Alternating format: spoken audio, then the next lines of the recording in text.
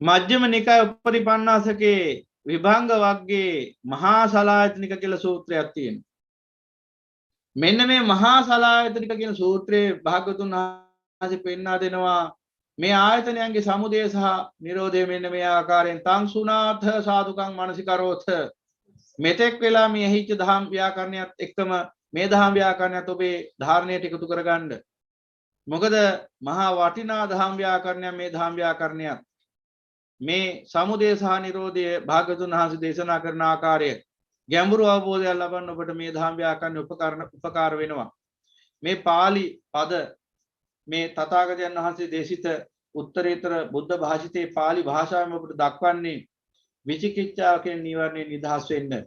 මොකද සමහර දේශනා භික්ෂුන් වශයෙන් අපි දේශනා කරද්දී කෙනෙක්ට අහගෙන ඉන්න කෙනෙක්ට මේ මායාවේ ග්‍රහණින් ඉන්නේ. ඒ නිසා මායාව ඇතුළෙන් ඉඳන් කියන්න පුළුවන් ඔය බොරු ඔය මේ භික්ෂුව හිතලා කියන ඒවා අනාදි වශයෙන්. එතකොට මොකද වෙන්නේ? අර විචිකිච්ඡාවෙන් නිදහස් වෙන්න බැරුව වෙනවා. එතකොට විචිකිච්ඡාවට අහු වෙලා ඒ දහම් ව්‍යාකරණයෙන් ඔහු ප්‍රයෝජනයක් ගන්නේ නැහැ. ඊට පස්සේ ඒකෙන් තර්ක විතර්ක කර හිත ඇතුලේ තර්ක විතර්ක කර නැත්නම් ළඟ ඉන්න කෙනෙක් එක තර්ක විතර්ක කර ඊට පස්සේ අපවාදත් කර මහා පාප කර්මයක් කරගෙන අන්තිමට නිවන් දකින්න අවස්ථාවක් නැති කර ගන්නවා. ඒ නිසා තමයි ඔය තර්කවාද වාදිවාද සියල්ලම දුරු වෙන්න තමයි අසිරිමත් වූ බුදු පියාණන් වහන්සේගේ අමා ධර්මයේ බුද්ධ පරියාප්තිය වශයෙන් දක්වන්නේ. ඒකේ බුද්ධ වචනේ පිරිසුදු බුද්ධ වචනේම දක්වන්නේ. එතකොට කාටවත් හැකයක් ගැටලුවක් ඇති වෙන්නේ නැහැ.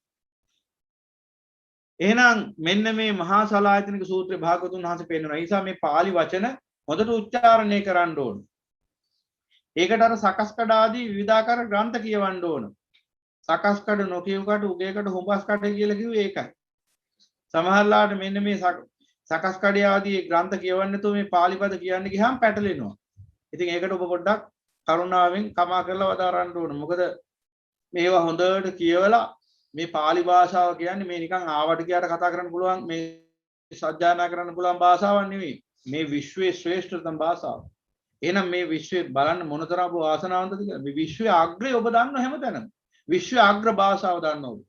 විශ්වයේ අග්‍ර උතුමාණන් වහන්සේ දන්නවා. විශ්වයේ අග්‍ර සැපේ ගැන දන්නවා. විශ්වයේ අග්‍ර ධර්මයේ ගැන දන්නවා. විශ්වයේ අග්‍ර පිරිස ගැන දන්නවා. මෙබඳු අවබෝධයක් ඇති මනුස්සය කොහෙද ඉන්නේ ලෝකේ? එහෙනම් සුළුපටු උපතක් ඔබ ලබලා තියෙනවා. නෝනින් කල්පනා කරලා බලන්න. දැන් මේ සහස්ස ලෝක මේ මහා සහස්ස ලෝක ධාතුවේ ඒකේ මේ ත්‍රිසහස්ස ලෝක ධාතු හේවත් මේ සියක් කෝටිය සක්වලේ කී කෝටියක් කී කෝටි වලින් කියන්න බෑනේ. මොන සංඛ්‍යාවක් කියලා කියන්න දන්නේ නැහැ අපි. කොච්චර මිනිස්සුયો දෙවියෝ බ්‍රහ්මියෝ ආදී ඥානවන්ත සත්‍යයක්ද? එන් කී දෙනාද දන්නේ මේ විශ්වයේ මේ අග්‍ර සත්‍යයන් ගැන? ඉතින් මේ උතුම් භාෂාව තමයි මේ විශ්වයේ තියෙන අග්‍ර භාෂාව. ඒ උතුම් ධර්මයේ දේශනා කළ හැකි උත්තරීතර සිංහල භාෂාව තමයි මේ ලෝක ව්‍යවහාරයේ තියෙන ශ්‍රේෂ්ඨතම ව්‍යවහාරික භාෂාව. මේ උතුම් සිංහල භාෂාවට සම කරන්න පුළුවන් භාෂාවක් ලෝකේ කොහෙවත් නැත. ලෝකෙ කිසිදු භාෂාවක් නැත මේ සිංහල භාෂාවත් එක්ක හැරෙන්න පුළුවන් භාෂාවක්. ඔබේ දරුවන්ට අනිවාර්යෙන් සිංහල කියලා දෙන්න. ඔබ දරුවන්ට දයා මාත්‍රයක් කරුණා මාත්‍රයක් හරි තියෙනවා. මොකද මේ අමා ධර්මයේ පහසුවෙන්ම අවබෝධ වෙන්නේ සිංහල භාෂාව අවබෝධ වෙච්ච සිංහල භාෂාවෙන් කතා කරන සිංහල භාෂාව පරිහරණය කරන අයටයි. ඒක නිසා මතක තියාගන්න සිංහල දෙමළ මුස්ලිම් බර්ග යනාදී වශයෙන් වාද ભેද නැයි. සිංහල කතා කරන්නේ කවරෙක්ද? ඔහුට මේ උතුම් ධර්මය අවබෝධ කරගන්න හේතු තියෙනවා. ඒ නිසා ඕන තරම් මේ රටේ මම ඒක හැමදාම කියන්නේ මේ රටේ ඕන තරම් ඉන්නවා ද්‍රවිඩ මුස්ලිම් බර්ග ආදී අපේ සහෝදර පින්වත් පිරිස. ඒ අය උපදින සිංහලයේ වගේම හොඳට සිංහල කතා කරනවා. එහෙනම් ඒ අයටත් මේ ධර්මයේ උරුමයි කියන්නේ ඒ අයත් මහා පුණ්‍යවන්තයෝ අය දන්නේ නැති වුණාට ඒ සියලු දෙනා නිවනට උරුමකම් කියන අය සිංහල භාෂාව කතා කරන්න පුළුවන් නම් ජාතිය කුලය මලය කෙහෙමල් එකක්වත් වැඩක් නැහැ. කතා කරන්නේ සිංහල භාෂාව නම් ඒ සියලුම දෙනා ශ්‍රේෂ්ඨත්වයේ අමරණීයත්වයේ උරුමකරුවන්. ඉතින් ඒක නිසා මේ භාෂාව බොහොම සිංහල පාලි මේ උතුම් භාෂාවන් හොඳට ප්‍රගුණ කරන්න ඕන. පාලි භාෂාවෙම නිරන්තරයෙන් සජ්ජායනා කරන්න ඕන. ඉතින් එහෙම සජ්ජායනා කරන්න නොලැබෙන එකේ අඩුපාඩු සිද්ධ වෙනවා මේ වගේ වෙලාවල් වල.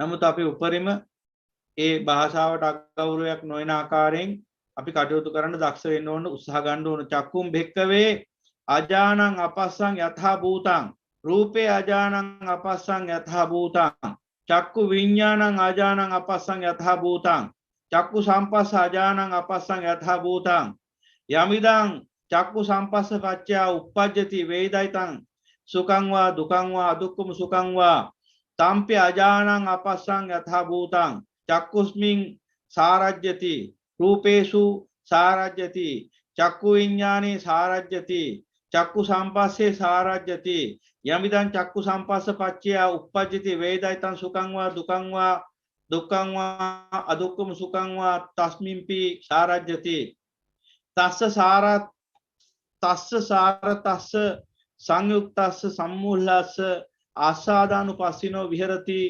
ආයතින් පංච උපාදානස්කන්ධා උපචයං ගච්ඡanti තණ්හා චස්ස පෝනෝ භවිකා නන්දි රාග සහගතා తත්‍ර తත්‍රාබිනන්දනී සා චස්ස පවඩ්ඩති තස්ස කායිකාපි ධරතා පවඩ්ඩಂತಿ චේතසිකාපි ධරතා පවඩ්ඩಂತಿ කායිකාපි සංතාප පවඩ්ඩಂತಿ චේතසිකාපි संताप पवड्डंतति कायिकापि परिलाह पवड्डंति चेतसिकापि परिलाह पवड्डंति सो काय दुःखंपि चेतो दुःखंपि पටිසංවේදීති දීර්ඝ වශයෙන් කිව්වා දැන් ඔය කිව්ව කාරණා ටික යම් කිසි ආකාරයකින් දැන් මේ බණ අහලම මං හිතන ඔබට වැටහෙන්න ඇති කියලා යම් දුරකට මේ pāli භාෂාව පිළිබඳ යම් කිසි අසල අවබෝධයක් තියෙන අපේ ශ්‍රාවක පිළිතුරු මේ අතර ඉන්නවා නමුත් මේ තෝරලා දුන්නාම දැන් මොකද්ද මේ කියලා හොතට තේරෙයි ඔබට.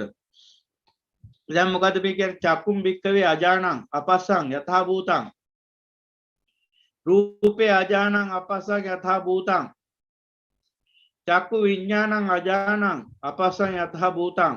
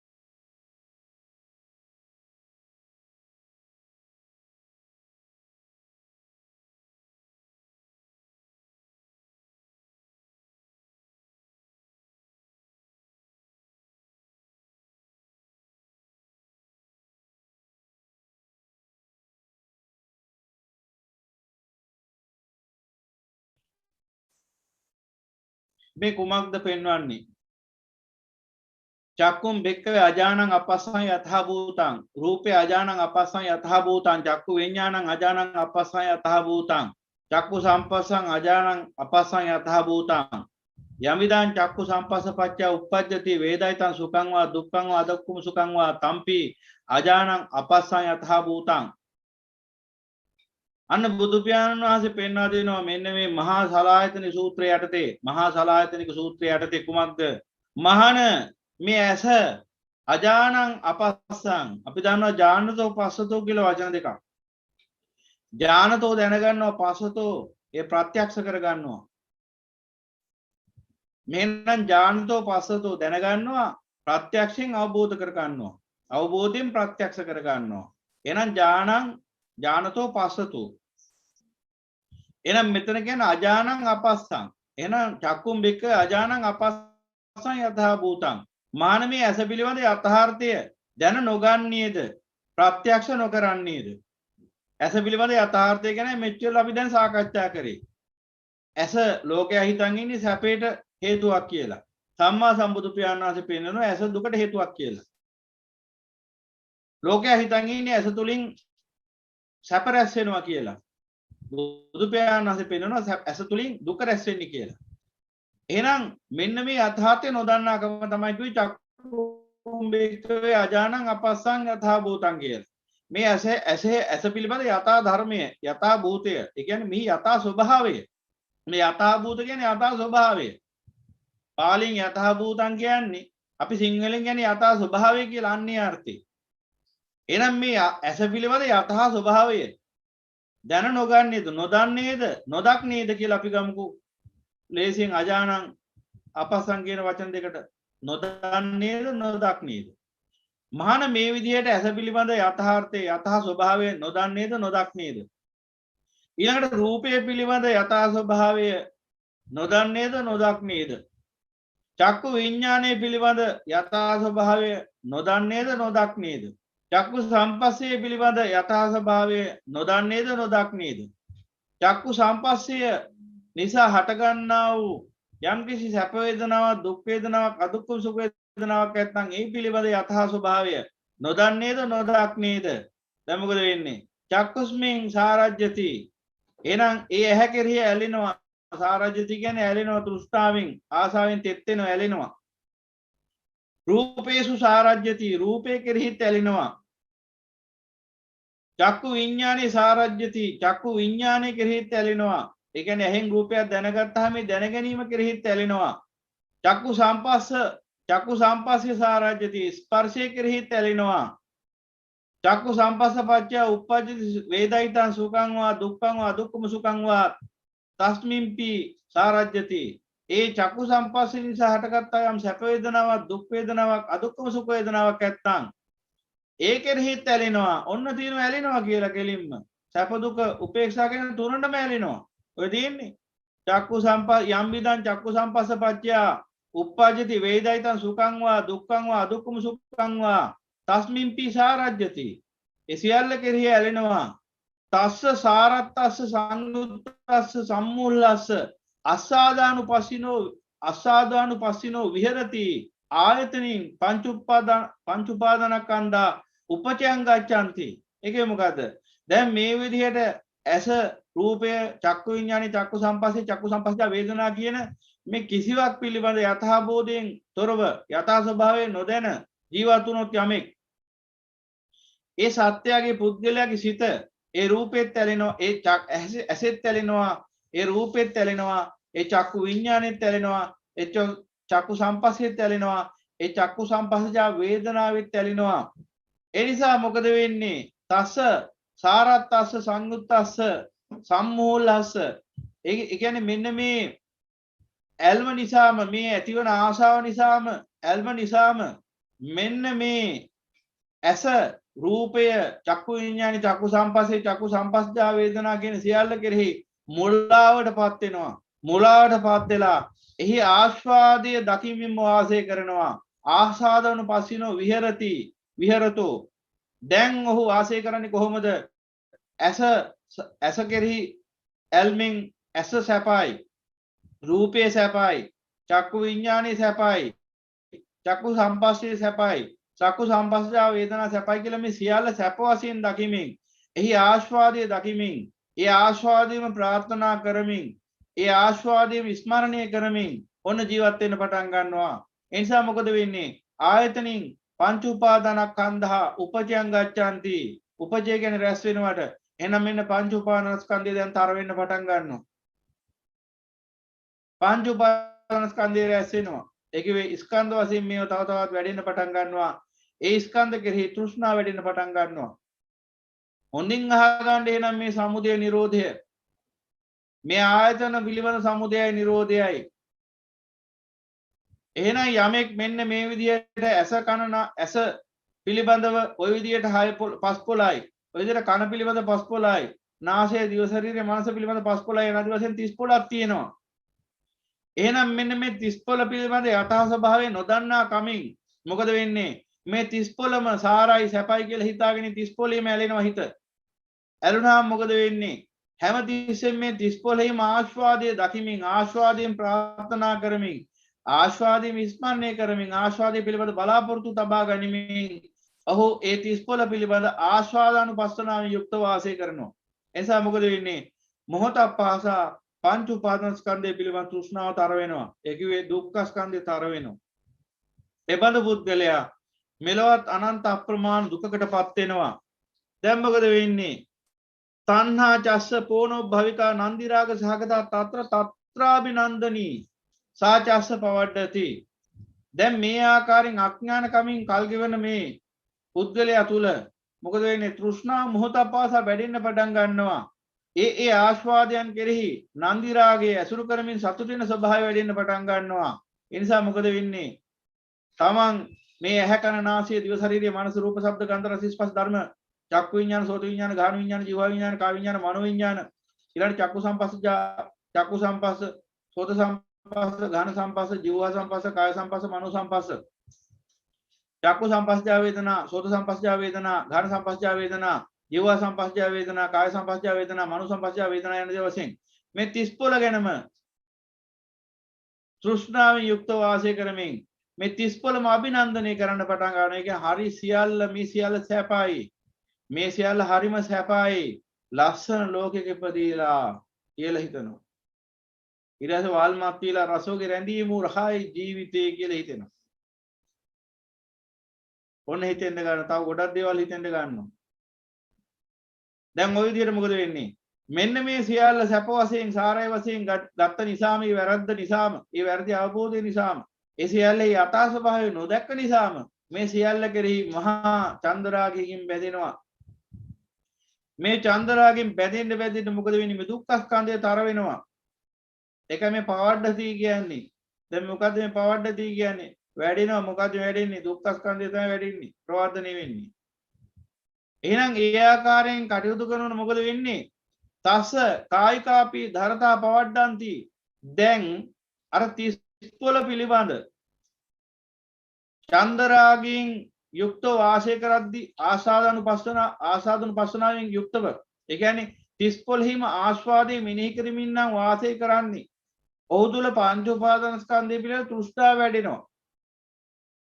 ඒ අරමුණු ඒ මොහොතේදී ආස්වාදනය කරමින් අභිනන්දනයටපත් වෙනවා. ඒ කියන්නේ මහා සැපතක් මේ ලැබුවේ, මහා සතුටක් මම ලැබුවේ, පුදුම තරම් සතුටක් ජයග්‍රහණයක් මම ලැබුවේ, මට හරි සතුටුයි මම ජයග්‍රහණය ගැන, මට හරි සතුටුයි මේ සියල්ල ගැන අනාදි වශයෙන් හැමතිස්සෙම මේ දුක්ඛ ස්කන්ධ අභිනන්දනය කරනවා. මේ දුක්ඛ ස්කන්ධය අභිනන්දනය කරන සෑම අරමුණක්ම සැප අරමුණක් වශයෙන් දකිනවා. මුලාවටපත් වෙලා කසිපු බීලා හිතන කසිපු බීලා කාණුවේ වැටුණාට පස්සේ කසිපු බීලා අර කුණු අසුචි ගලාගෙන යන කාණුවේ වැටිලා ඉන්න බේවද්දාට හැම ස්පර්ශයක්ම සැපයි. එදාට බල්ලෙක් ඇවිල්ලා මූණ ලෙව කෑවහම පුදුම සාන්තියක් දැනෙන්නේ. ඇයි ඒ? රාගෙන් ඉන්නේ, කාමෙන් මත් වෙලා, මත්පැන් වලින් මත් වෙලා ඉන්නේ, සිහිය විකල් වෙලා ඉන්නේ, විපරීත වෙලා ඉන්නේ, විපරීත සංඥා යුක්ත වෙන්නේ. නිසා බල්ලා මුණ ලෙව කෑවත් තේරෙන්නේ බිරිඳ ඇවිල්ලා ආද්දක් දීලා ගියා කියලා. ඒ අසත්පුරුෂ බේබද්දට. ඒ වගේ මේ කාමෙන් රාගෙන් මත් වෙලා මේ 30 පොළේ ආස්වාදයේ දකිමින් තෘෂ්ණාවෙන් කල් ගෙවන මේ අසත්පුරුෂ ලෝක සත්‍යයට හැම තිස්සෙම මොකද සිහි වෙන්නේ? මේ 30 පොළේ ආස්වාදයමයි. ඒ නිසා මොහොතක් පාසා වැඩෙන තණ්හාවයි. ඒ නිසා හැම මොහොතකම හැම අරමුණක්ම සැපයි කියලා ගත්ත ගමන් අර ලස්සන ලෝකේ සිහි වෙන්න පටන් ගන්නවා. සුන්දර ලෝකේ, ලස්සන ලෝකේ, පුදුමතරම් ලස්සන ලෝකයක අපි ඉපදෙලා ඉන්නේ. පුදුමතරම් සුන්දර ලෝකයක ඉපදෙලා ඉන්නේ. යන්න මේ සුන්දර ලෝකේ ලස්සන බලන්න අපිත් එක්ක යන් බලන්න කවුරුත්. ඔය යන ගමන් පුළුවන් නම් අන්නර අපේක්ෂා රෝහලටක් තියෙනවා විශේෂ වාට්ටුවක් අන්න එකටත් ගිහින් බැලුවා නම් හොඳයි. ලස්සන ලෝකේ සුන්දරත්වය බලන්න යන ගමන් මහරගම අපේක්ෂා රෝහලෙත් තියෙන විශේෂ වාට්ටුවක් ඒකටත් ගියා නම් හොඳයි. තව ගොඩක් තැන් තියෙනවා ලස්සන තැන් බලන්න.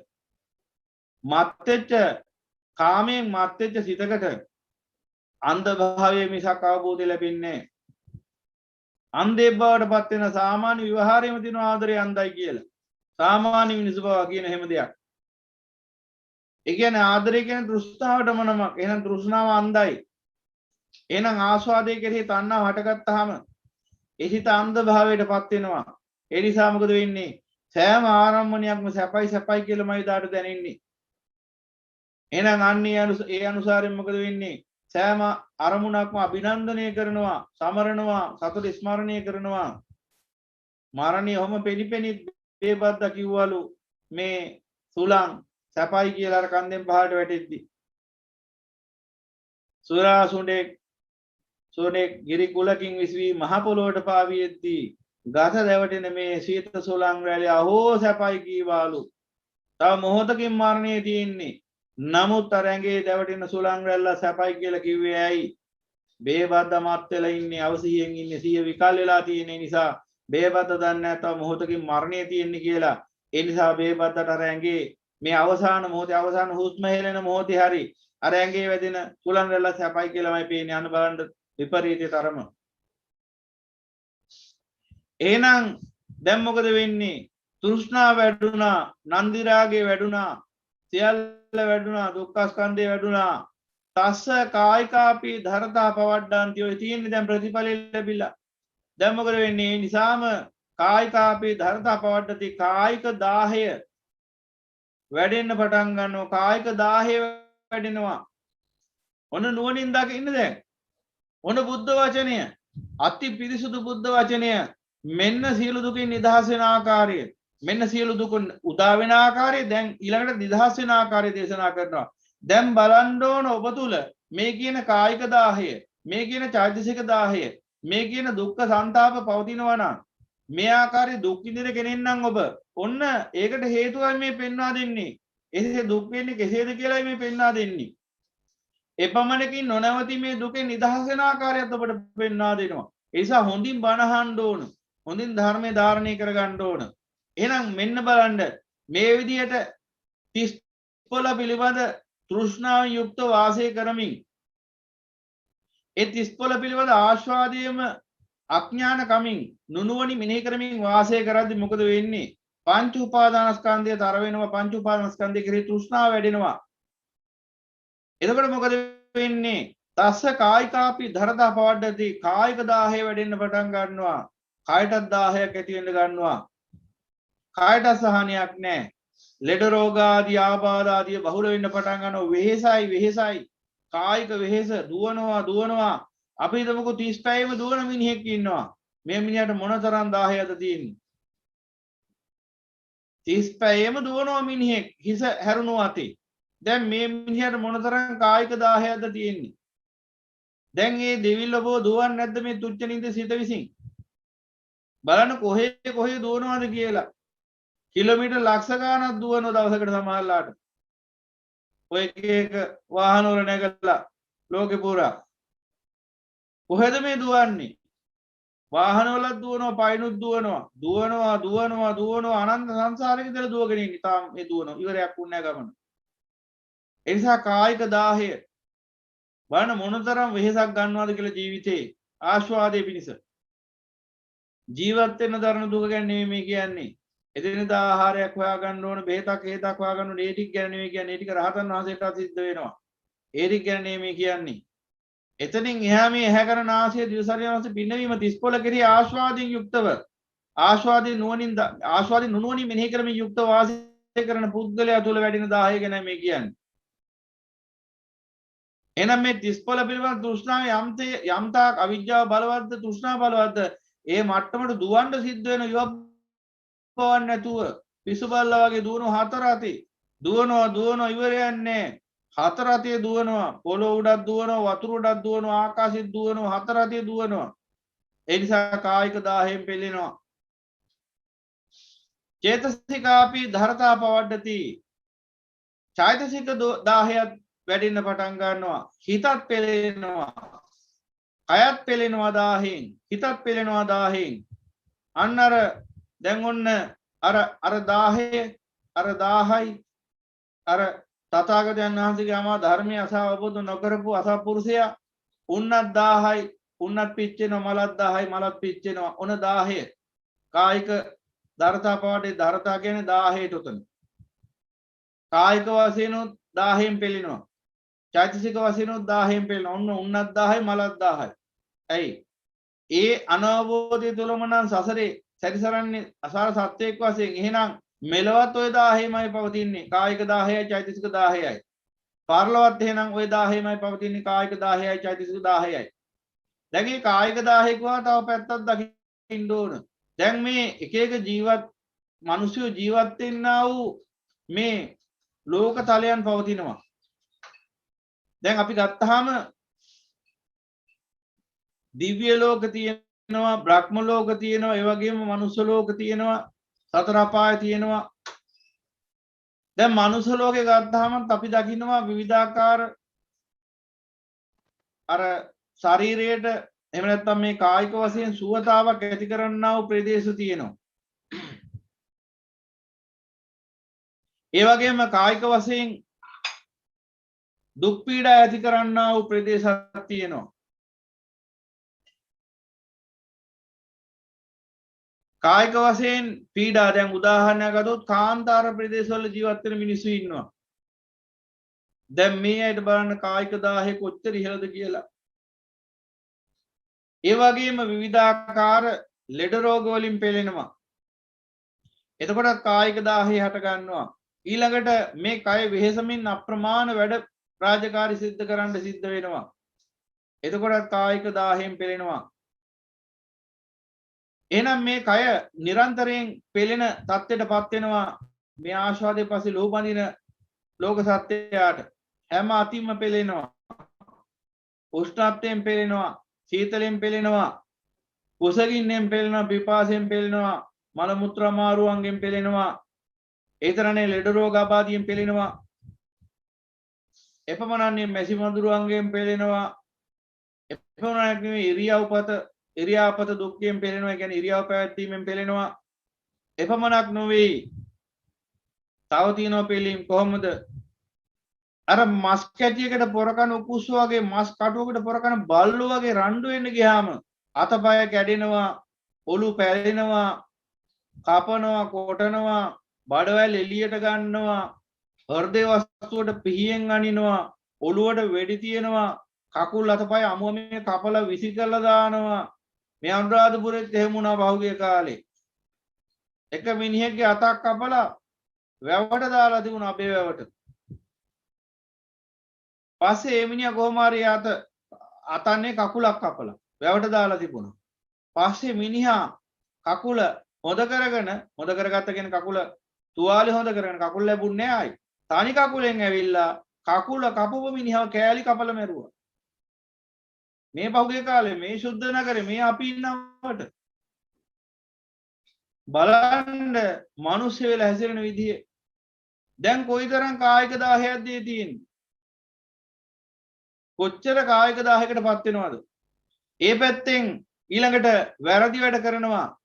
ඔය 30 පොළ පිළිබඳ තෘෂ්ණාවෙන් යුක්තව වාසය කරමින් විවිධාකාර දූෂණ අපරාධ කරනවා. කාම විසමාචාරය දෙනවා. ඊට පස්සේ පොලිසියට අහු වෙනවා. හිරේ විලංගුව වැටෙනවා. ඊට පස්සේ ගූටි කඩලත් ගහීමට ඇඟේ තියෙන සියලුම අස්ථි පංජරෙම තල්ලා දානවා. එතකොටත් අප්‍රමාණ 1000කට පෙළෙනවා. 1000කින් පෙළෙනවා. මෙලොව වශයෙන් ඔය පරලොව වශයෙන් නිර්වලට ගියාම සංජීව සංඝාත කාල සූත්‍ර කියන නිර්වලදී තියුණු ආයුධ වලින් කපනවා, මොට ආයුධ වලින් තරනවා, ඊටාම තියුණු සැත් වලින් අහිනවා ශරීරය. අනන්ත කායික පීඩාවක් දෙනවා. එහෙනම් බලන්න පින්වතුනි පංචකාම ආස්වාදයේ පිළිබඳව මේ ආස්වාදයේ පිළිබඳව ඇල්මෙන් යුක්ත වාසය කරන සත්‍යය මෙලොව වශයෙන් උත් මේ අනන්ත අප්‍රමාණ කායික දාහයකින් පෙළෙනවා. මෙච්චර කියන්න බෑ මේ දාහය කොච්චරක් කියලා පණවන්නද කියලා හිතලා බලන්න. ඉපදිච්ච දවස් ඉඳලා මැරෙනකම්ම මේ කය පවත්තන් යනකම් මොනතරම් දාහයන්ගෙන් පෙළුණාද, කොච්චර පෙළුණාද? තාමත් පෙළෙනවා ඇති, මේ වෙලාවෙත් පෙළෙනවා ඇති. විවිධාකාර ලෙඩ රෝග නිසා කොච්චර කාලයක් පෙළෙනවද? දැනුත් පෙළෙනවද? දැනුත් පෙළෙනවා. එහෙනම් නුවණින් කල්පනා කරලා බලන්න මේ 30 පොළ ආස්වාදනය කරන්න ගිහිල්ලා වෙච්ච සැපත, උරුමෙච්ච සැපත, ඕන සැපත. ඔක තමයි සැපත සංසාරේ. කෝ සැපත මේ සංසාරේ. දුක කෙලවර වේ නිර්වාණි. නිවනින් මෙහා සැපයක් කොයින්ද? එහෙනම් කායික දාහය ඔය ආකාරයෙන් අපි දැනගන්න ඕන. තව ඕන තරම් ගැඹුරට විග්‍රහ කරන්න පුළුවන්. නමුත් අපිට දැන් වැටහෙන ඕන තරම්. බලන්න හැමදාම අපි මේ පාරේ යනකොට අපිට දකින්න හම්බෙන දේක් මම කල්පනා කරන හැමදාම පාරේ යනකොට අපිට දකින්න ලැබෙන මිනිස්සු විවිධාකාර රැකී රක්ෂාවල නිරත වෙන ආකාරය. අර තියෙන්නේ අර පාර තනන තැන ගිනියම් අවුවේ මහවරුසාවේ ඔය කියන්නේ එහෙම දකින්න හම්බ වෙන නේද මිනිස්සු මොනතරම් දුක් විඳිනවද ජීවත් වෙන්න. ජීවත් වෙනවාම නිකම්ම ජීවත් වෙන්නේ නෙමෙයි ඇහැ කන නාසය දිව ශරීර මාස පිනවමින් ජීවත් වෙන්න. දැන් මේ විදිහට දුකක් බව තේරෙනවා නම් අඩුම තරමේ බණපදයක් අහන්න හිත නැමෙන්න එපයි. ඒ බඳු අසත්පුරුෂයන්ට අපි කරුණා අපදවල කිව්වම බණපදයක් අහපල්ලා කියලා. එතකොට අපෙන් අහනවා පෙරලා. එතකොට හාමුදුරුවෝ රසාව කරලා කන්න දෙන්නේ කියලා. ඔන්න ඔය වගේ අසත්පුරුෂයෝත් ඉන්නවා. ඒ නිසා මේ අසත්පුරුෂයෝ කැමති දුක් විඳින්නමයි ඇති වෙනකම්. ඒ කායික දාහය දැනින්නේ නැහැ පීඩාවක් කියලා. ඇයි ඒ? අවිජ්ජාවෙන් වැහිලා ඉන්නේ. කවුරු හරි කිව්වොත් උඹට කෝටියක් දෙන්න කෝටියක් නෙමෙයි කෝටියක් ඕනේ නැහැ. රුපියල් 1000ක් දෙන්නම් අන්න අර අවුවේ හිටගෙන හිටපන් කියලා. හිටගෙන ඉන්නේ නැද්ද? කුඩුකාරයෙක්ට එහෙම කිව්වොත් අනිවාර්යෙන් හිටගෙන ඉන්නවා. ඒ වෙලාවට අර අවුවෙන් දැනෙන පීඩාව අර කාස්ටක අවුවෙන් දැනෙන පීඩාව මේ උෂ්ණත්වයේ අධික කාලේ උනත් ගාණක් නැහැ මොකද අර ලැබෙන රුපියල් 1000 ගැන තමයි හැමතිස්සෙම හිතන්නේ. එහෙම හිත ඉන්න නිසා කිසිම ආකාරයකින් අර දැනෙන කායික පීඩාව තකන්නේ නැහැ. දැනෙන්නේ නැතුව නෙමෙයි තකන්නේ නැහැ. එහෙනම් මේ ලෝකයා මේ අවිජ්ජාවෙන් තෘෂ්ණාවෙන් මත් වෙලා වාසය කරද්දී දැනින්නේ නැහැ දුක. දුක්ඛ ස්කන්ධයක් උහුලන්නේ කියලා. හැබැයි කොයි වෙලාවක හරි ඔය මත් ගති යන වෙලාවක් එනවා. අන්න ඒ වෙලාවට තමයි පොළවේ පස් කන්නේ. පොළවේ පස් කකා ඉන්නවා ඊට පස්සේ ඊට පස්සේ ආයි කොහොම හරි ආයි මත් වෙනවා මත් වුණාම ආයි අමතක වෙනවා. අර කසිපු බීලේන වේබද්දා කුණු කානුවට බහිනවා. කසිපු බිව්වම ඕකේ නිදා ගන්නව එළි වෙනකම්. කසිපු මත දුරු වුණාට පස්සේ ආයි නැගිටලා යනවා. ඊට පහුවෙන්දත් ආයි බීලා ආයෙ විල කානුවේ නිදා ගන්නවා. මහා පාරේ නිදා ගන්නවා. බල්ලොත් ඇවිල්ලා පහළ යනවා එකට. ගාණක් නැහැ. ඉතින් මේ වගේ ජීවිත ගත කරන්නේ තෘෂ්ණාවෙන් පෙළෙන සත්‍යයක්. දැන් එනම් බලන්න කායික වශයෙන් මොනතරම් දාහයන්ට ලක් වෙලා ජීවත් වෙනවද මිනිස්සුયો. දැන් යම් තැනක ඔබට දකින්න හම්බ වෙන නැති ඕන තරම්. දැන් කවුරු හරි කිව්වොත් මම ඔබේ ලෙඩ සුව කරනවා එන්න මා කරා සත පහක්වත් ඕනෙත් නැහැ. මගේ ආධ්‍යාත්මික බලයෙන් මම ඔබ සුව කරනවා කියලා කවුරු හරි කිව්වොත් මිනිස්සු ඇලනෝ ගැඩි එන්නේ දෙන්න. දහස් ගණන් ලක්ෂ ගණන් පිරිවරනවා එතෙන්ට. ඒකාන්තයෙන් වෙනවා. ඇයි ඒ? කායික දාහය තරම් ලොකුයි. හැබැයි ඔවුන්ට ඥානය කියන එක මාත්‍රයක්වත් නැද්ද මන්දා? ඥානීය මාත්‍රයක් හරි තිබුණා නම් ඊට වඩා වැල නොකැඩී එකතු වෙනවා බුදු පියාණන් වහන්සේගේ ධර්මයේ වටා. මොකද කායික දාහයට වඩා චෛතසික දාහයයි බලවත්. හැබැයි මිනිස්සු හැමතිස්සෙම හිතන්නේ කායික දාහය තමයි බලවත් කියලා. ඒ නිසා හැමතිස්සෙම චෛතසික රෝගේ සුව කරගන්න නෙමෙයි උත්සාහ කරන්නේ. කායික රෝග සුව කරගන්න තමයි උත්සාහ ගන්න. කායික රෝග සුව කරගන්න ගියාම කිසිම කොන්දේසියක් පනවන්නේ නැහැ. කොච්චර වියදමක් ගියත් කමන්නේ නැහැ. කිව්වොත් කවුරු හරි මේ සැත්කම කරන්න ඕන මේ සැත්කමට රුපියල් කෝටියක් යනවා කියලා කමන්නේ නැහැ. ගෙවල් දොරවල් උකස් කරලා හරි අපි මේ සැත්කම කරමු. බැරි නම් ස්පීකර් එකක් ගැට ගහගෙන වෑන් එකේ හිඟා කමු. මිනිස්සු අතරට ගිහිල්ලා. බැරි වුණොත් බස් එකකට නැගලා කියනවා මෙන්න මගේ සහතිකේ මේ බලන්න මට මේ වෛද්‍යතුමේ දීලා තියෙන්නේ. මේ ඔපරේෂන් එක කරන්න ඕන කියලා හිඟා කරනවා එදාට ආත්ම අභිමානිය බල්ලට දාලා. කායික රෝගී සුව කරගන්න. හැබැයි ඒ කායික රෝගේ අදාළ වෙන්නේ කායට විතරයි. මරණින් ඔක්කොම ඉවරයි. කායික රෝග ටික ඒ කායට අදාළ රෝග. හැබැයි මරණයේදී ඒ කායික දාහයෙන් නිදහස් වෙන්න එච්චර උත්සාහයක් දරනවා. හැබැයි චෛතසික රෝගෙන් නිදහස් වෙන්න බුදු පියාණන් වහන්සේ රෝග කියලා සූත්‍රයක් දේශනා කරන මෙන්න මේ සූත්‍රේ තියෙනවා මහාන රෝග දෙකක් තියෙනවා චෛතසික රෝගයයි කායික රෝගයයි. මේ රෝග දෙකෙන් ලෝක සත්‍යය වැඩියෙන්ම සුව කරගන්න උත්සාහ කරන්නේ කායික රෝගය කියලා උන්වහන්සේ පෙන්වා දෙනවා. නමුත් සුව කරගත යුත්තේ චෛතසික රෝගයයි කියලා උන්වහන්සේ පෙන්වා දෙනවා. මොකද කායික රෝගයෙන් වසරක් දෙකක් අවුරුදු 5ක් 10ක් 50ක් 60ක් 100ක් උපරිම දුක් විඳී. හැබැයි චෛතසික රෝගයෙන් තමයි අනන්ත සංසාරේ ඉඳලා දුක් විඳින්නේ. එහෙනම් අනන්ත සංසාර දුකක් උරුම කළ දුන්නේ කායික රෝග නෙමෙයි චෛතසික රෝගය. ඒත් අදටත් අපි උත්සාහ කරන්නේ කායික රෝගී විතරක් සුව කරගන්න. චෛතසික රෝගේ සුව කරගන්න උවමනා නැහැ. චෛතසික රෝගේ සුව කරගන්න ගියාම රටේ නැති නිර්ණායක පනවනවා. මං කිව්වේ අර කායික රෝගේ සුව කරගන්න ගියාම කවදාවත් කෝටියක් යනවා. සද්දයක් නැහැ. කොහොම හරි හිඟා කාලා හරි හොයා ගන්නවා සල්ලි. මාස 3ක් ඉන්න ඕන පොරොත්තු ලේඛනේ ප්‍රශ්නයක් නැහැ. මාස 3ක් ඉඳලා හරි හදා ගන්නවා කර ගන්නවා සැත්කම. දවස් 21ක් බහින්න නැතුව ඇඳේ ඉන්න ඕන ප්‍රශ්නයක් නැහැ. කොයි එක ඇලේට ඉන්න ඕන එහෙමත් ඉන්නවා කමන්නේ. එකක් ඉන්නවා දුකක් විඳගෙන ඉන්නවා. මේ කෑම බීම කණ්ඩ බොණ්ඩ බෑ ඒකත් කමන්නේ එකක් දරාගෙන ඉන්නවා.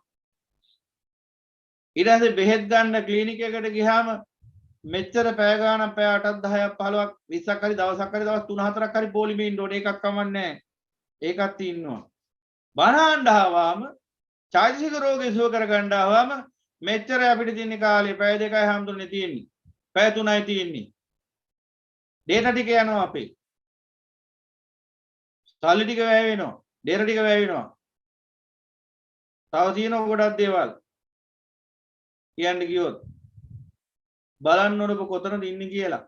මෙහෙම කියන අය කරුණාකරලා බලන්න. මට ඔබ කවුද කියලා වැඩක් නැහැ. ඔබේ තරාතිරමත් වැඩක් නැහැ. ඔබ අප සියලුම දෙනා මේ භයානක සංසාරේ අනාථයෝ විතරයි කියලායි පේන්නේ. එච්චරයි පේන්නේ. ඒ නිසා අනාථ භාවය තුල තරාතිරම අපිට වැඩක් නැහැ. ඔබ හිතන් හිටියට ඔබ අහවලා කියලා එහෙම එකක් අපිට පේන්නේ නැහැ ධර්මයේ තුලින්. ඒ ඔබේ තෘෂ්ණාවයි ඔබට පේන්නේ. මේ රූප වේදනා සංඥා සංකාර විඥාන කෙරෙහි පවතින අවිජ්ජාව තෘෂ්ණාව තමයි ඔබට මම අහවලා කියලා ඔබ පෙන්눔 කරන්නේ ඔබටම. අපිට එහෙම එකක් පේන්නේ නැහැ. අපිට පේන්නේ අවිජ්ජාව තෘෂ්ණාව විතරයි. අපිට පේන්නේ අවිජ්ජාව තෘෂ්ණාවෙන් පරිහරණය වෙන පංචස්කන්ධයක් විතරයි. ඒ නිසා පින්වතුනි ඥානෙ උදා කරගන්න උත්සාහ ගන්න හැමතිස්සෙම කායික රෝගේ නෙවෙයි චෛතසික රෝගය ඉක්මනින්ම සුව කරගන්න ඕන. මොකද කායික රෝගයෙන් පෙළෙමින් ඔබ මිය ගියත් ඔබ නිරේ උපදින්න ඒ රෝගයට හැකියාවක් නැහැ. හැබැයි චෛතසික රෝගයෙන් පෙළෙමින් මිය ගියොත් නම් ඔබ නිරේ උපදින්න ඒ රෝගේ හේතු වෙනවා. එහෙනම් ඔබ මරණයෙන් පසු මහා දුකකට ඇද දමන රෝගය ඉස්සෙල්ලාම සුවපත් කරගන්න ඕන. ඒ තමයි චෛතසික රෝගය. එහෙනම් බලන්න දැන් කායික 10 ගැන අපි දැන් සාකච්ඡා කළා. දැන් ලෝකේ කායික 10ෙන්ද වැඩිම මිනිස්සු පෙළෙන්නේ මානසික 10ෙන් චෛතසික 10ෙන්ද කියලා බලන්න ඕන නුවණින්.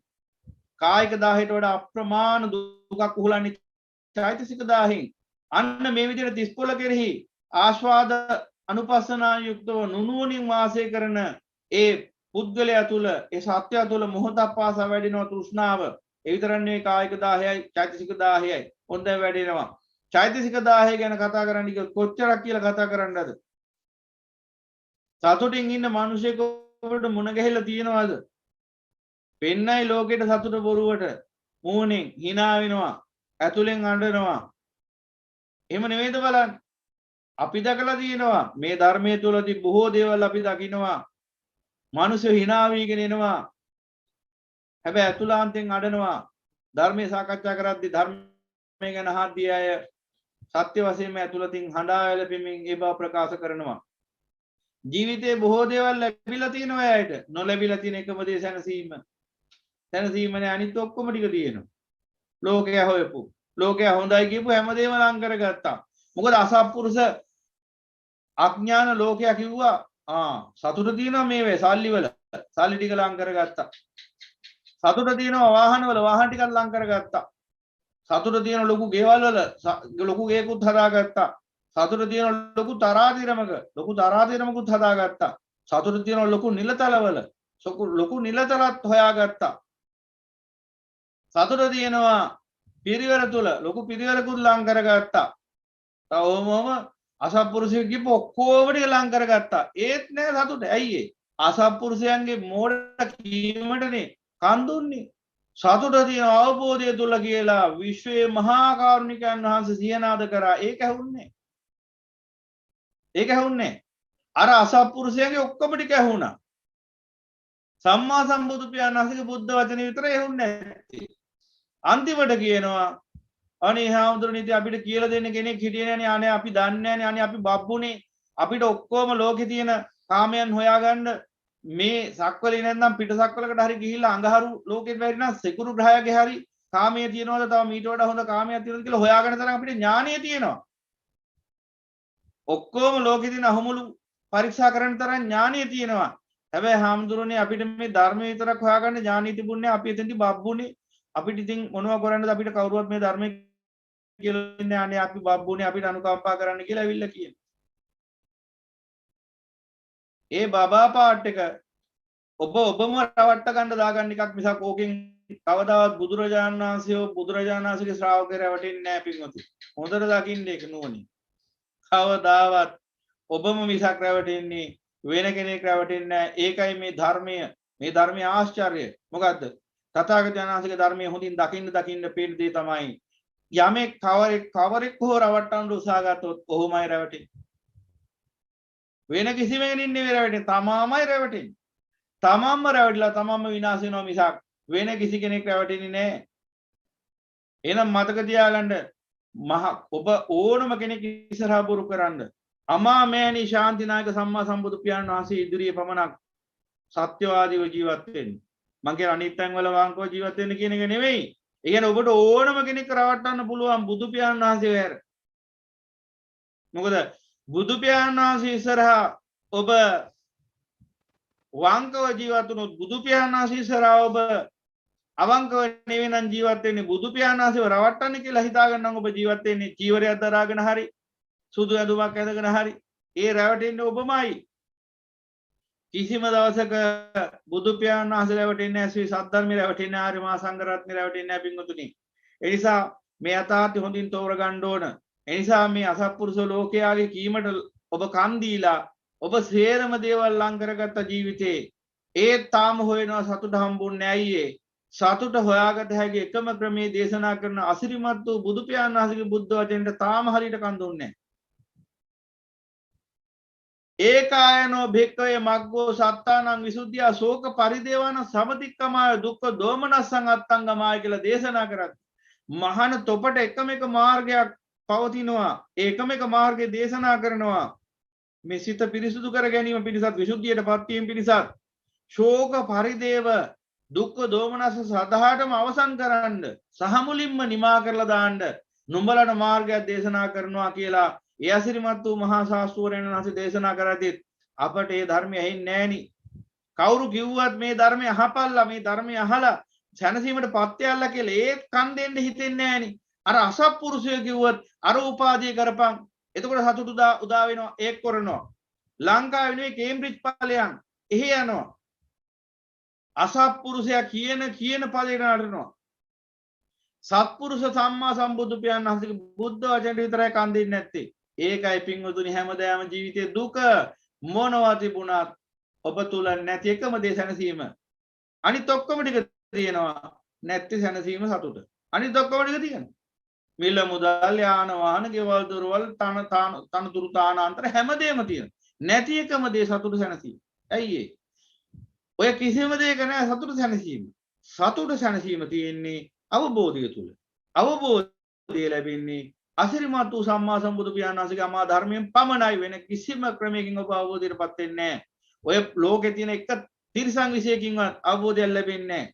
ඔය තියෙන ලෝකායත විෂයන් ඔක්කොම තකතිරු මෝඩ අදහස් වලින් නිර්මාණය වෙච්ච විෂයන් මිසක් ඔය කිසිම දෙයකින් ඔබට කවදාවත් සාන්තියක් උරුම වෙන්නේ නැහැ. මේ අනන්ත සංසාරේ ඉඳලා මේ මොහොත වෙනකුණුත් ඔය ලෝකායත විෂයන් එකකින්වත් සැපක් උදා වෙච්ච මිනිහෙක් එක මිනිහෙක්වත් මේ මහ පොළේ වාසය කරලත් නැහැ. මතු වාසය කරන්නෙත් නැහැ. දුකෙන් දුකටමපත් වෙනවා මිසක්. එහෙනම් සියලු දුකින් නිදහස් වෙන්න නම් සම්මා සම්බුදු පියාණන් වහන්සේගේ අමා ධර්මයටම කන් දෙන්න ඕන. එතකොට ඔන්න සියලු කායික පීඩාවන්ගෙන් සියලු කායික දාහයන්ගෙන් සියලු චෛතසික දාහයන්ගෙන් නික්මෙන්න නිදහස් වෙන්න පුළුවන්කම ලැබෙනවා. එහෙනම් අන්න බුදු පියාණන් වහන්සේ පෙන්නනවා තව පෙන්නනවා මේ ධම් දේශනාවට අනුකූලව ධම් ව්‍යාකරණයට අනුකූලව කායිකාපි සන්තාප පවඩ්ඩಂತಿ චේතසිකාපි සන්තාප පවඩ්ඩಂತಿ මෙන්න මේ 30 පිළිබඳ ආස්වාදය නුවණින් මෙනෙහි කරමින් ආස්වාදය ප්‍රාර්ථනා කරමින් තෘෂ්ණාවෙන් කල් ගෙවන ඒ සියලු ආරම්මන අභිනන්දනය කරන ඒ අඥාන පුරුෂයා තුල පුද්ගලයා තුල සත්‍යය තුල කායික දාහය වැඩෙනවා චෛතසික දාහය වැඩෙනවා කායික සංතාපය වැඩෙනවා චෛතසික සංතාපය වැඩෙනවා. සංතාපය කියලා කියන්නේ තාපය 10 තාපය වැඩෙන්න ගන්නවා සංතාපය මොහොතින් මොහොත තාපය වැඩෙනවා රත් වෙනවා සමහර මිනිසයන්ගේ ජීවිත ගිනිගත්ත යකඩ වගේ රත් වෙලා තියෙන්නේ හැමතිස්සෙම දැකලාදී ඔබ රත් වෙලා ඉන්නේ කයනුත් රත් වෙලා හිතිනුත් රත් වෙලා ඒ අයව තවරුනොත් එහෙම ගිනි ගන්නවා ළඟපාත පුද්ගලයෙක් එහෙම ගෑවුනොත් එහෙම ඒ අයගේ ජීවිතවලට ඒ මිනිසුත් ගිනි ගන්නවා දැන් අපි ගින්දරක් තියනවා නම් කොහේ හරි අපි ඔතන ගැවසෙනකොට අවශ්‍යයෙන් අනිවාර්යෙන් ගින්දර ස්පර්ශ වුණොත් ගිනි ගන්නවානේ අපේ වස්තරත් එක්කම ඒ වගේ මේ ලෝකේ මිනිස්සු ඉන්නවා මේ කායික 10 කායික සංතාපයෙන් මානසික සංතාප චෛතසික සංතාපයෙන් පිළිපෙලි එබඳු මිනිසෙක් ඔබට මුණ ගැහුනොත් එතන මහා ගින්දරක් හටගන්නේ හැම තිස්සෙම ගැටුම් ගැටිමයි ජීවත් වෙන්න වෙලා තියෙන්නේ ගැටුමක් නැති දවසක් මතක නෑ ජීවිතේ ඇයි මේ කායික සංතාපය මානසික සංතාපය චෛතසික සංතාපය නිසා හැම තිස්සෙම ගැටි ජීවත් වෙන්නේ කිසිම සතුටක් නැහැ නිසා හිතේ හැම තිස්සෙම මරා ගන්නවා හැම තිස්සෙම ආඩපලි අපවාද උපවාද නිന്ദා අවමාන හැඬීම් දෙඩීම් වැළපීම් නිග්‍රහ කිරීම බය වැද්දීම් ගර්ජනාවමයි තියෙන්නේ එකට ජීවත් වුණත් ඕවන් නේද වැඩිපුරම තියෙන්නේ මම මේ කියන්නේ මේ ආරාමයට ඇවිල්ලා දුක කියාපාමින් ශාන්තිය ප්‍රාර්ථනා කරන මිනිස්සු කියපු දේවල් සහ අහපු දකපු දේවල් සෑම දෙයක්ම අත්දැකීම ඇසුරින් ඉතින් මේ මගේ ධර්මයක් නෙවෙයි බුදු පියාණන් වහන්සේගේ ධර්මය මම ඔබට පෙන්වන්නේ මේ වර්තමාන සමාජයෙන්ම අපිට අවට ලෝකයෙන්ම විවහාරිකව දකින්න පුළුවන් දේ සත්‍ය දකින්න ඔබේ ජීවිතය තුළින්ම ඔබ අවට ජීවිත තුළින්ම ඒකයි බුදුරජාණන් වහන්සේගේ ශ්‍රාවකයා කරන්නේ අන්න ඒකයි ලෝකයාගේ කුණු හොය ඉන්න එක නෙවෙයි ලෝකයාගේ අඩුපාඩුකම් හොය ඉන්න එක නෙවෙයි මේ අතහාතය දකින්න ලෝකයේ තුලින්ම තමන් තුලින් සහ අවට සියලු ජීවිත තුලින් එහෙනම් තව තියෙනවා කායිකාපි පරිලාහ පවඩ්ඩಂತಿ චේතසිකාපි පරිලාහ පවඩ්ඩಂತಿ සෝ කාය දුක්ඛම්පි චේතෝ දුක්ඛම්පි පටිසංවේදීති මේ විදිහට කායික 10න් පෙළෙනවා චෛතසික 10න් පෙළෙනවා කායික සංතාපයෙන් පෙළෙනවා කායික සංතාපයෙන් පෙළෙනවා චෛතසික සංතාපයෙන් පෙළෙනවා කායික පරිදාහයෙන් පෙළෙනවා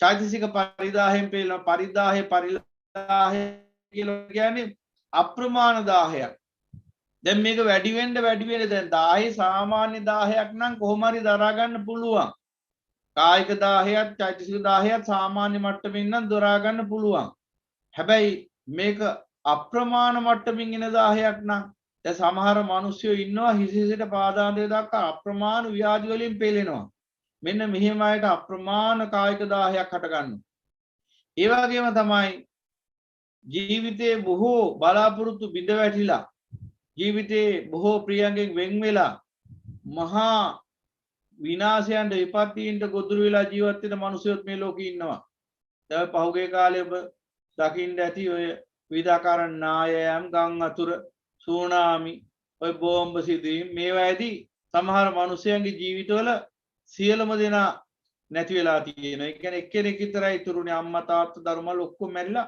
එක පවුලේ කවුරු හරි එක්කෙනෙක් ඉතුරු වෙනවා. මේ පුද්ගලයා ගෙවල් දොරවලුත් නැති වුණා මොකුත් නැති වුණා අන්තිමට මහා පාරටත් වැටෙන්න සිද්ධ වුණා. අපිට මතකයි එක්තරා පුද්ගලයෙක් ඔය බෙන්තොට පැත්තේ කළුතර බෙන්තොට පැත්තේ එක්තරා යම්කිසි ආකාරයක ටුවරිස්ට් හෝටලයක් ඒ කියන්නේ මේ සංචාරක හෝටලයක් පවත්තන් ගියේ යම්කිසි මහත්මේ එතුමාගේ ඒ හෝටලයක් සුනාමියට ගියා ඊළඟට එතුමාගේ ගේ තිබිලා තියෙන්නේ ඒ අයිනිමයි ඒ කිට්ටුව පාත වෙරළා අයිනිමයි ඒ ගෙදරත් සුනාමියට අහු වුණා අන්තිමට හෝටලේ හිටපු සේවකයොත් ඔක්කොම ටික සුනාමියට අහු වුණා ඊට පස්සේ ගෙදරත් දරුමල්ලෝ බිරිඳ ඇතුළු ඔක්කොම දෙනා සුනාමියට අහු වුණා මේ පුද්ගලයා විතරක් වාහනෙන් ගමනක් ගිහිල්ලා ඒ වෙලාවේ ඔහු ඉතුරු වුණා ඔහු ඇවිල්ලා බලද්දී ආපහු දකින්න අයි තමන්ගේ දරුපවුල හිටියෙත් නැහැ අර තමන්ගේ ආයතනෙ තිබුණෙත් නැහැ හි සේවකයෝ හිටියෙත් නැහැ කවුරුවත් නැහැ අන්තිමට කොච්චර පරිදාහයකටපත් වුණාද කියනවනම් මෙන්න උපායාසකව දරන්න බැරි තරම් ශෝකේ හට ගන්නවා. අන්තිමට හොර පිස්සු හැදුනා. ඊට පස්සේ ඔය බෙන්තොට ඔය පාරයිනේ කල්පනා කර කර වාඩි වෙලා ඉන්න මිනිස්සෙක් බවට පත් වුණා පිස්සුවෙන්. ඊට පස්සේ ඕ දකින්න හම්බුණා පස්සේ කියන්නේ එනකොට ඒ හරියේදී ඒ පුද්ගලයා ඉන්නවා කිසිම හැලෝල්මනක් නැතුව කියන්නේ මෙලෝ නිශ්චයක් නැහැ. කිසිම කල්පනාවක් නැහැ. ඔහේ ඉන්නව බලාගෙන. ඒ කියන්නේ දරා ගන්න බැරුණේ ශෝකේ. එහෙම කී දෙනෙක් උම්මත්තක භාවයට පත් වුණාද ඒ වගේ විපත්තියන්ගෙන්. සමහරු සීදී විනාසා ගත්තා. අර කටුවා පිටිය පල්ලියේ එක්තරා පියෙක් තමන්ගේ බිරිඳයි දරුවෝ දෙන්නයි දුවලා දෙන්නයි අහිමි වුණා බෝම්බ සිද්ධියෙන්. මොනතරම් 1000කට පත් වුණාද මේ මිනිස්සු. ඒ බෝම්බ සිද්ධිය නිසා කී දෙනෙක් 1000කට පත් වුණාද? මේ ලෝක යුද්ධ නිසා යනාදි වශයෙන් මේ හැම දෙයක් නිසා මොනතරම් 1000කට පත් වෙනවද මිනිස්සු චෛතසික වශයෙන්. දැන් ඒ දුක කොච්චරක්ද? කොහොම කියන්නේ මේ දුක මෙච්චරක් කියලා. චෛතසික වශයෙන් මොනතරම් දුකද විඳින්නේ. ඉතින් ඒ බඳු මිනිස්සු ඊට පස්සේ දුක දරා ගන්න බැරි වෙනකොට තථාගතයන් වහන්සේගේ අමා ධර්මයේ කියලා දෙන්නවත් කල්යාණ මිත්‍රයෙක් මුන් නොගැහුනොත් ඒ අසරණ මිනිස්සු මොකද කරන්නේ? ඊට පස්සේ මත්පැන් වලට පුරුදු වෙනවා. නැත්නම් හෙරොයින් ආදී මහා දරුණු මත්ද්‍රව්‍යයන්ට යොමු වෙනවා. ඇයි ඒ? අර චෛතසික 10 දරා ගන්න බෑ. ඒ බඳු මිනිස්සයන්ට කවදාවත් දොස් කියන්න එපා. ඒ අයට පිහිට වෙන්න උපරිම උත්සාහ කරන්න. මේ කියන්නේ මේ ආස්වාදයේ පිණිස අර පාටි වල බීලා නටන කාලකන්ණි ගැන නෙමෙයි. මේ කියන්නේ අසරණ මිනිස්සුયો ගැන. ජීවිතේ ওই වගේ දුකටපත් වෙලා චෛතසික වශයෙන් දුකටපත් වෙලා මහා 1000කටපත් වෙච්ච මිනිස්සු බාතර ඉන්න පුළුවන් ඕන තරම්. ඒ අය මත්පැන් බොන වෙන්න පුළුවන්. ඒ අයට නෙවෙයි අපි මේ නිග්‍රහ කරන්නේ. නිග්‍රහ කරන්නේ වටිනා මනුෂ්‍ය ජීවිතය හොඳට තියෙද්දි හොඳට අස්කන් නාසා සියල්ල හොඳට තියෙද්දි කිසිම ප්‍රශ්නකුත් නැතුව තියෙද්දි හොඳින් ධර්මය අවබෝධ කරගන්න පුළුවන්කම තියෙද්දි ඒ සියල්ල මනාකොට තියෙද්දි නිවනේ දොරටුව ගාව ඉඳගෙන පිස්සු නටන අන්නේ අසත්පුරුෂයෝ ගැනයි. අන්නේ අසත්පුරුෂයන්ටයි නිග්‍රහ කරන්නේ. නිර්වාණ ద్వාරයේ ඉඳගෙන විගඩම් කරන නාටකම් නටන යසපුරුෂයන්ට අපි නිග්‍රහ කරන්නේ. ඒ නිග්‍රහ කරන්නේ යහපත් මිනිස්සෙක් වයන් කියලා. මේ උතුම් මනුෂ්‍ය ජීවිතේ වටිනාකම තේරුම් ගනින් කියලායි නිග්‍රහ කරන්නේ. නැතුව ඕන් කෙරෙහි අප්‍රසාදයක් හෝ විරසකයක් හෝ අමනාපයක් හෝ තරහ ද්වේෂයක් නිසා නෙවෙයි. මේ වටිනා මනුෂ්‍ය ජීවිතේ නසා ගන්න එපා කියලා.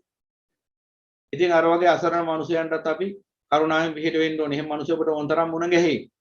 එහෙම කෙනෙක්ට එක බණපදයකින් හරි සංග්‍රහ කරන්න. එහෙම කෙනෙක්ව ඔබට ලේසියෙන්ම ගොඩ දාන්නත් පුළුවන්. එබඳු මිනිස්සු අනිවාර්යෙන් ධර්මයට කන් දෙනවාමයි. එබඳු මිනිස්සු අනිවාර්යෙන් සැනසීම සොයනවාමයි. යම්කිසි ප්‍රයෝගයක් නිසා හරි මොනවා හරි ජීවිත විශාල විපත්තියකටපත් වෙලා අසරණ වෙලා ඉන්න කෙනෙක්ට අනිවාර්යයෙන්ම ධර්මයේ දේශනා කරන්න හැකි පමණින් ඒ අය කන් දෙනවා. අන්න සුදුසු තැන. අන්න ඒක ස්ථානයක් අස්ථානයක් නොවේ. ඒ ස්ථානයක්. අන්නේ ස්ථානයේ බණ දේශනා කරන්න. එබඳු මිනිසයන්ට පිහිට වේ. ඉතින් පින්වතුනි ඔය විදිහට කායික වශයෙන් පරිදාහය කියලා කියන්නේ පරිලාහය කියලා කියන්නේ දරා ගන්න බැරි තරම් මේ 10 වර්ධනය වෙන්න ගන්නවා. කායික වශයෙන් උත් එහෙමයි මානසික චෛතසික වශයෙන් උත් එහෙමයි. අර අතිශය දරුණු ලෙඩ රෝග පිළිකාදී බොහෝ ලෙඩ රෝග වලට ලක් වෙලා විශාල අනතුරු වලට ලක් වෙලා දරා ගන්න බැරි තරම් කායික දාහයන්ගෙන් පෙළෙන මිනිස්සු ඉන්නවා. සත්‍යොත් ඉන්නවා.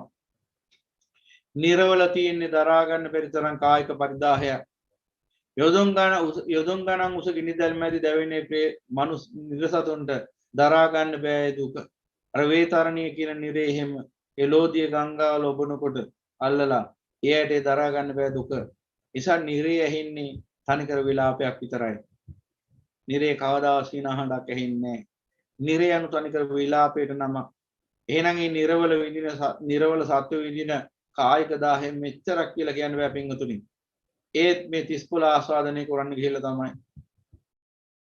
ඒ වගේම අසුර ලෝකවල සත්‍යොත් හෙල්ලෙන්න බැරුව අර මහ විශාල ශරීර සහිතව සබා දහමෙන් කොටසක් වශයෙන් උපපාතිකව පහළ වෙලා ඒ විදිහට කායික දාහයත් මෙච්චරක් කියලා කියන්න බෑ. ඒ වගේම ප්‍රේතය වෙලා निराहारව පිපාසයෙන් යුක්තව අප්‍රමාණ වසර ගානක් තිස්සේ දුක් විඳින්මින් ඒකේ වන ජීවිත තුල පවතින කායික දාහයත් මෙච්චරක් කියලා කියන්න බෑ. ඒ වගේම මේ මනුස්ස ලෝකෙ ඉපදුනත් මිනිස්සු වශයෙන් කායික 10න් කොච්චර පෙළෙනවද? ඉතින් බෙන්ගතුනි මේ විදිහට බැලුවාම මේ කායික 10 වගේම චෛතසික 10 කියන දෙආකාරයෙන්ම පෙළෙනවා. නමුත් මෙතනදී වැඩිපුරම බලවත් වෙන්නේ චෛතසික 10යි. කායික 10ත් මහ වෙහසක් මහ පීඩාවක් තමයි. හැබැයි ඊටත් වඩා චෛතසික 10යි. දැන් බලන්න මේ ලෝකේ දැන් සම්මුතික වශයෙන් උසස් ජීවිත ගත කරන අය ඉන්නවා. සම්මුතික වශයෙන් කිව්වේ මිල මුදල් යාන වාහන අරක බාන ඔක්කොම තියන අය. ඒ අයට ලෙඩ රෝගත් නැහැ කියලා අපි හිතමුකෝ. එහෙම වුණොත් කායික 10 අවමයි. හැබැයි චෛතසික 10 කොච්චරද? ඒ කියන්නේ හිත දුක් වෙන එක නතර වෙනවද කවදාවත් මොනතරම් තරාතිරමකට ළඟා වුණා. හිතේ අසහනීය පීඩාව ආතතිය දුර වෙනවද? නෑ. එහෙම දුර වෙන්නේ නෑ. එහෙනම් දැන් ඔන්න ඔබ මනෝවෛද්‍යවරු ගාවට යන්න අවශ්‍ය නෑ ආයි. මං කියන්නේ ඒ අයගේ රසායනික කරන්න කියන එක නෙමෙයි. එහෙම අදහසක් නෙමෙයි මම මේ කියන්නේ.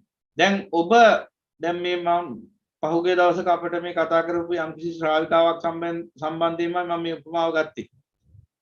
දැන් එතුමියටත් මනෝ වෛද්‍යවරු ගාවට ගිහිල්ලා කොච්චර නමුත් විෂාදේ හොඳ කරගන්න බැරුණා. නමුත් යහපත් වූ සත්පුරුෂ උතුම් වූ මනෝ වෛද්‍යවරයෙක් හිටියා. එතුමා තමයි බුදුදහමට යොමු වෙන්න කියලා ඇයට මඟ පෙන්වුවේ.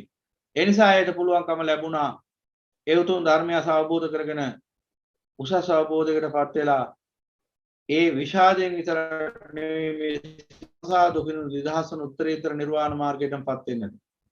ඉතින් ඒ නිසා ඔබ සොයන සැනසීම තියෙන්නේ උතුම් ධර්ම තුලයි, අමා ධර්ම තුලයි, මේ උත්තරීතර ශ්‍රී සද්ධර්මයේ තුලයි. අප්‍රමාදීව ධර්මය ශ්‍රවණය කරන උතුම් වූ බුද්ධ ශ්‍රාවකයෙක් බවට පත් වෙන්න. එතකොට ඔබ සියලු මේ කායික 10න්ගෙනුත් චෛතසික 10න්ගෙනුත් සධර්ම නිදහස් වෙනවා. එහෙනම් පින්වතුනි ඔය විදියට ඇස කන නාසය දිව ශරීරය මනස කියන මෙන්න මේ පස්පොළ සම්බන්ධයෙන් එකකින් පහපකින් 35ක් නිර්මාණය වෙනවා. මෙන්න මේ 35 සම්බන්ධයෙන් තෘෂ්ණාවෙන් අවිජ්ජාන තෘෂ්ණාවෙන් කල්ගෙවමින් ආස්වාදානුපස්සනාවෙන් යුක්තව නුනුවණින් කල්ගෙවන සත්‍යය තුළ මෙන්න මේ කිව්ව කායික චෛතසික 10න් හට ගන්නවා. එහෙනම් දැන් බලන්න ඕන ඔබ තුළත් එබඳු කායික චෛතසික 10න් පවතිනවද? පවතිනවා නම් ඒ කියන්නේ ඔබත් මේ 35 තාම ආස්වාදනය කරමින් මේ 35 අභිනන්දනය කරමින් වාසය කරන කෙනෙක්. අඩු වැඩි වශයෙන් යම් තාක් දුරකට මේ 35 ආස්වාදනය කිරීම අභිනන්දනය කිරීම දුරු වුණා නම් මේ 35 සම්බන්ධයෙන් යම් තාක් දුරකට තෘෂ්ණාව ෂේ වෙනවා. එහෙනම් ඒ තාක් දුරකට ඔබ කායික සහ චෛතසික කියන දුක්ඛයන්ගෙන් නිදහස් වෙනවා. එහෙනම් එදාට කාය විවේකයක් ලැබෙනවා, චිත්ත විවේකයක් ලැබෙනවා. එපමණක් නොවේ ඒ කාය විවේකය චිත්ත විවේකය තුල ඔබට තවත් විවේකයක් ලැබෙන උපදි විවේකය කිව්වේ එදාට මේ විවේකයටපත් කාය සහ ඒ සිත තුල කෙලෙස් වැඩෙන්නේ නැතුව යනවා. ඒ නිසා මොකද වෙන්නේ? කෙලෙස් නිසා හටගත් යම්කිසි බයක් ඇත්නම්, යම්කිසි උපද්‍රවයක් ඇත්නම්, යම්කිසි ව්‍යසනයක් ඇත්නම් ඒ ව්‍යසනෙනුත් නිදහස් වෙන උපදි විවේකයටපත් වෙනවා.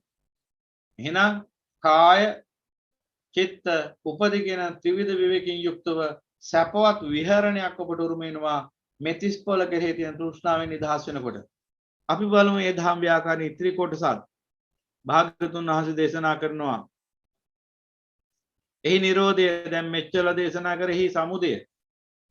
දැන් එහි නිරෝධයත් ඒ අතර දේශනා වුණා. නමුත් බුද්ධ වචනේම අසිරිමත් වූ බුදු පියාණන් වහන්සේගේ උතුම් වූ බුද්ධ වචනේමත් අපි ඒ නිරෝධයත් දකිමු. චක්කුංචකෝ භික්කවේ ඥානං පස්සං යථා භූතං රූපේ ඥානං පස්සං යථා භූතං චක්කු විඥානං ඥානං පස්සං යථා භූතං චක්කු සම්පස්ස ඥානං පස්සං යථා භූතං යමිදං චක්කු සම්පස්ස පච්චය උප්පජ්ජති වේදිතං සුඛං වා දුක්ඛං වා අදුක්ඛම සුඛං වා තම්පි ඥානං පස්සං යථා භූතං. අන්න මහාන යමෙක් යම් භික්ෂුවක් යම් ආර්ය ශ්‍රාවකෙක් මෙන්න මේ ඇස පිළිබඳ යථා ස්වභාවය දන්නේද? යථා ස්වභාවය දැන් අර හැම දානවා දීවරයා මාළුව වල්ල ගන්න හැම බිලි කටුවේ ගහලා දැන් මාළුවා මේ හැමේ යථා ස්වභාවය දන්නේ නැත්තම් යථා ස්වභාවය මොකද්ද? මේ හැම ආහාරයක් නොවේ. මේ හැම උගුලක්. ඒකයි යථා ස්වභාවය. හැබැයි යථා ස්වභාවය දන්නේ නැත්නම් අර මාළුවා අනිවාර්යෙන් යම ගිලිනවා. ගිලලා බිලි කටුවට අහුවෙලා මාරයට ගොදුරු වෙනවා පිළි වෙනවා. ඒ වගේ මේ ඇස කියන්නේ මාරයාගේ උගුලක්. මේ යථා ස්වභාවය දන්නේ නැහැ කියන්නේ මේ ඇසෙන් ප්‍රයෝජන ගන්නේ මේ සිත නැමැති මාරයා කියන එක දන්නේ නැතිකම. එහෙනම් කවදා හෝ දවසක අමා මෑණියන් වහන්සේගේ උත්තරීතර මේ අමා ධර්මයේ ඇසුවාම අන්න එදාට දැනගන්නවා මේ ඇස යනු මායාවේ උගුලක් බව. උගුල බව. උගුල එකක් නෙවෙයි උගුල් 6ක් තියෙනවා. මේ විදිහට අභ්‍යන්තර වශයෙන් 6යි බාහිර වශයෙන් 6යි. උගුල් 12ක් තියෙනවා. එහෙනම් යථා ස්වභාවය යනු මේ ඇස අනිත්‍ය බව. හේතුඵල වශයෙන් සකස් වෙච්ච ධර්මයක් බව. ඒ වගේම මේ ඇස දුක්ඛ බව. නැවත නැවත දුක්ඛ ස්කන්ධයේ සමුදය කරන ධර්මයක් බව. ඒ වගේම මේ ඇස අනාත්ම බව. මම මගේ කියලා ගත හැකි ආත්මීය සාරයෙන් ශූන්‍ය බව. ඒ වගේම මේ ඇස මායාවේ උගුලක් බව. මේ ඇසින් ප්‍රයෝජන ගන්නේ මායාව බව. මේ ඇසින් නැවත නැවත කර්ම භවයේ පුනර්භවයේ සකස් වෙන බව. මෙන්න යථා ස්වභාවය දැනගන්නවා. ඒකයි කිව්වේ චක්කුංචකෝ භික්කවේ ඥානං පස්සං යථා භූතං කියලා. මේ ඇස පිළිබඳ යථාර්ථයේ යථා ස්වභාවය දක්නේද දන්නේද? රූපං රූපේ ඥානං පස්සං යථා භූතං. රූපේ පිළිබඳ යථා ස්වභාවය දන්නේද දක්නේද? චක්කු විඥානං ඥානං පස්සං යථා භූතං. චක්කු විඥානයේ පිළිබඳ යථා ස්වභාවය දන්නේද දක්නේද? චක්කු සම්පස්ස ඥානං පස්සං යථා භූතං. චක්කු සම්පස්සේ පිළිබඳ යථා ස්වභාවය දන්නේද දක්නේද? යමිදං චක්කු සම්පස්ස පච්චය uppajjati වේදිතං සුඛං වා දුක්ඛං වා දුක්ඛම සුඛං වා තම්පි ඥානං පස්සං යථා භූතං. මේ චක්කු සම්පස්ස නිසා උපදින්නා යම්කිසි සුඛ වේදනාවක් දුක් වේදනාවක් අදුක්ඛම සුඛ වේදනාවක් ඇද්ද? ඒ පිළිබඳ යථා ස්වභාවය දන්නේද දක්නේද? දැන් මොකද වෙන්නේ? මෙහෙම දන්නවා නම් දකින්නවා නම් චක්කුස්මින් න සාරජ්‍යති.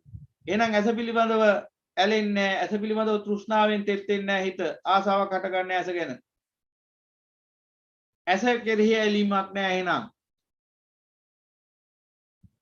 රූපේසු න සාරජ්‍යති. රූපයන් කෙරෙහි ඇලෙන්නේ නැහැ. රූපේ කෙරෙහි ඇලීමක් නැහැ දාට. චක්කු විඥානේන සාරජ්‍යති. චක්කු විඥානයේ ඇහෙන් රූපයක් දැන ගැනීම තුලත් ඇලීමක් නැහැ. චක්කු විඥාන කියන්නේ ඇහෙන් රූපයක් දැන ගන්නවා. ඇහෙන් දැන ගන්නවා. එහෙනම් මේ ඇසින් දැන ගැනීම එහෙවත් ඇසින් හට ගන්නා සිත ගැනත් ඇලීමක් නැහැ. චක්කු විඥානේ න සාරජ්‍යති. චක්කු සම්පස්සේ න සාරජ්‍යති. අන චක්කු සම්පස්සේ ගැනත් ඇල්මක් නැහැ. ඊළඟට ඇල්මක් නැහැ. එහෙනම් ඒ කෙරෙහි ඇති ඒ කෙරෙහි ඇල්මක් නැත්නම් චක්කු සම්පස්සේ උදා වෙන හේතු නැති යනවා. මේ සියල්ල කෙරෙහි තෘෂ්ණාව නැත්නම් මේ සියල්ල උදා වෙන්නේ නැහැ. මේ සියල්ල උදා වෙන්නේ තෘෂ්ණාව පවතින නිසායි. අවිජ්ජා තෘෂ්ණාව පවතින නිසායි. යමිදං චක්කු සම්පස්සපච්ච uppajjati වේදිතං වා සුඛං වා දුක්ඛං වා දුක්ඛම සුඛං වා තස්මින්පි න සාරජ්‍යති. අන්න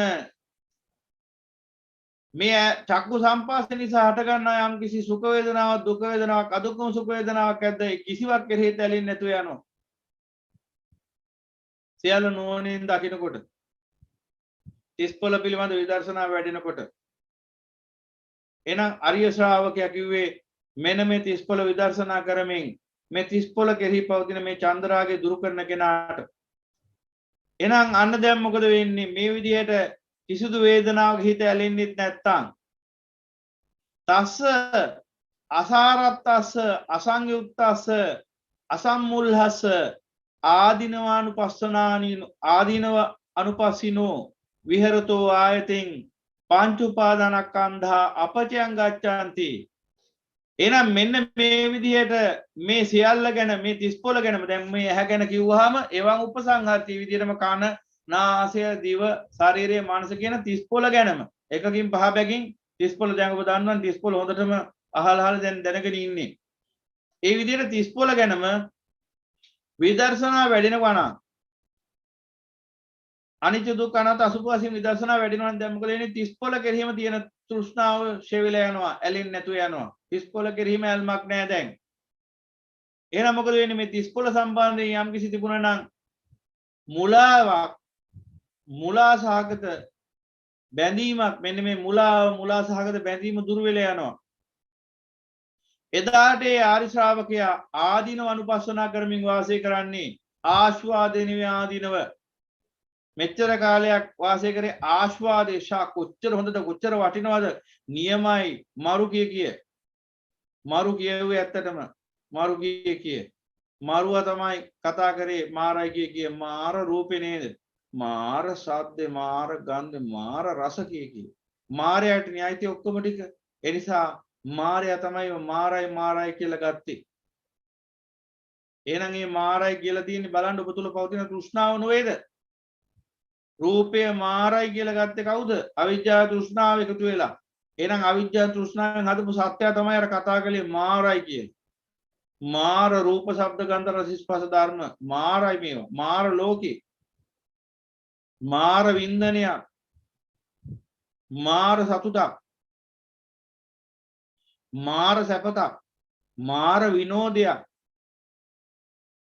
මාරයටමයි තිලෝකේ මාරයටමයි සතුට තමයි මෙච්චර කාලයක් අපි මාර සතුටක වින්දේ එහෙනම් දැන් මේ 30 පොළ පිළිබඳ විදර්ශනා වැඩිනකොට යථාර්ථය නෝනින් දකින්නට මොකද වෙන්නේ මේ 30 පොළ කෙරීම තියෙන තෘෂ්ණාව දුරු වෙනකොට අන්න මුලා වෙන්නේ නැහැ තවදුරටත් මේ 30 පොළට එහෙනම් දැන් වාසය කරන්නේ හැමතිස්සෙම එහි ආදීනව නෝනින් දකිමින් ආස්වාදේ නෙමෙයි ආදීනවේ දකින්නේ දැන් ඒ කියන්නේ මේ ඇස නිසා උදාවන දුක්ඛ ස්කන්ධය නෝනින් දකින්න රූපේ නිසා උදාවන දුක්ඛ ස්කන්ධය නෝනින් දකින්න චක්කු විඥානේ චක්කු සංපස්සේ චක්කු සංපස්සා වේදනා නිසා හටගන්නා දුක්ඛ ස්කන්ධය නෝනින් දකිමින් වාසය කරනවා මෙන්න මේකට ආදීනව දකින්නවා කියන්නේ අනිත්‍ය වශයෙන් දුක්ඛ වශයෙන් අනාත්ම වශයෙන් හේතුඵල වශයෙන් මේ දුක වෙන හේතුඵල වශයෙන් මේ දුක් උදා වෙන ආකාරය දකින්න අනිත්‍ය ලක්ෂණය හේතුඵල වශයෙන් එසේ උදා වෙන දුක්ඛ ස්කන්ධයක් බව දකින්නවා හේතුඵල වශයෙන් මේ උදා වන සීල ධර්ම ආත්මීය සාරයෙන් ශූන්‍ය මම කියලා ගත නොහැකි සහ ගත නොයුතු ධර්ම බව දකින්නවා ඒ කියන්නේ ගත නොහැකි කියන්නේ මේ සියල්ල අනිත්‍ය නිසාම ඒ මොහොතේ හේතුන්ගෙන් හටගත් ධර්ම නිසා මේවා ආත්මීය සාරයෙන් ශූන්‍යයි ඒ අර්ථයෙන් අනාත්තයි ඒ වගේම ජාති ජරා ව්‍යාධි මරණ ශෝක පරිදේ දුක්ඛ දමන සුපායස කියන දුක් ගොඩේ මොනවා ගන්නද මම කියලා මගේ කියලා ඒ අර්ථයෙන් අසාරයි එහෙනම් මම කියලා මගේ කියලා ගත නොයුතු අර්ථයෙන් අසාරයි ගත නොහැකි අර්ථයෙන් අනාත්තයි ඔක තේරුම් ගන්න ඕන හොඳට ගත නොහැකි අර්ථයෙන් අනාත්තයි ගත නොයුතු අර්ථයෙන් අසාරයි එහෙනම් ඒකයි අර අනත්ත ලක්ෂණ 6කට බෙදලා පෙන්නන්නේ එහෙනම් ඔන්න ඔය විදිහට නුවණින් දැක්කහම මොකද වෙන්නේ මෙන්න මේ 30 පොළ කෙරීම තියෙන චන්දරාගේ ප්‍රහාණයටපත් වෙනකොට මූලාව දුර වෙලා යනවා හැම මොහොතකම ආදීනව නුවණින් දකිමින් වාසය කරනවා ආදීනව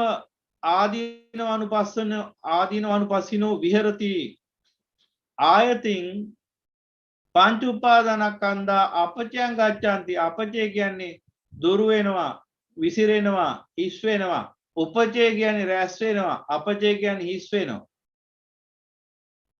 එහෙනම් අපචයගාමී කිව්වේ නිවන කරා ගමන් කරනවා උපචයගාමී කියන්නේ සසර කරා ගමන් කරනවා එහෙනම් කෙලෙස් රැස්න ගමනිය උපචයගාමී ගමන කෙලෙස් දුර වෙන ගමන අපචයගාමී ගමන අපචයගාමී කිව්වේ නිවන් මාර්ගය එහෙනම් මෙන්න මෙසේ දකින ආර්ය ශ්‍රාවකයා තුළ පංච උපාදානස්කන්ධය දුරු වෙනවා පංච උපාදානස්කන්ධය දුරු වෙනවා පංච උපාදානස්කන්ධය පිළිබඳ තෘෂ්ණාව දුරු වෙනවා එතකොට පංච උපාදානස්කන්ධය දුරු වෙනවා මම කියලා මගේ කියලා ගත නොහැකි පංච උපාදානස්කන්ධය කෙරෙහි තියෙන ඇල්ම පහ වෙලා යනවා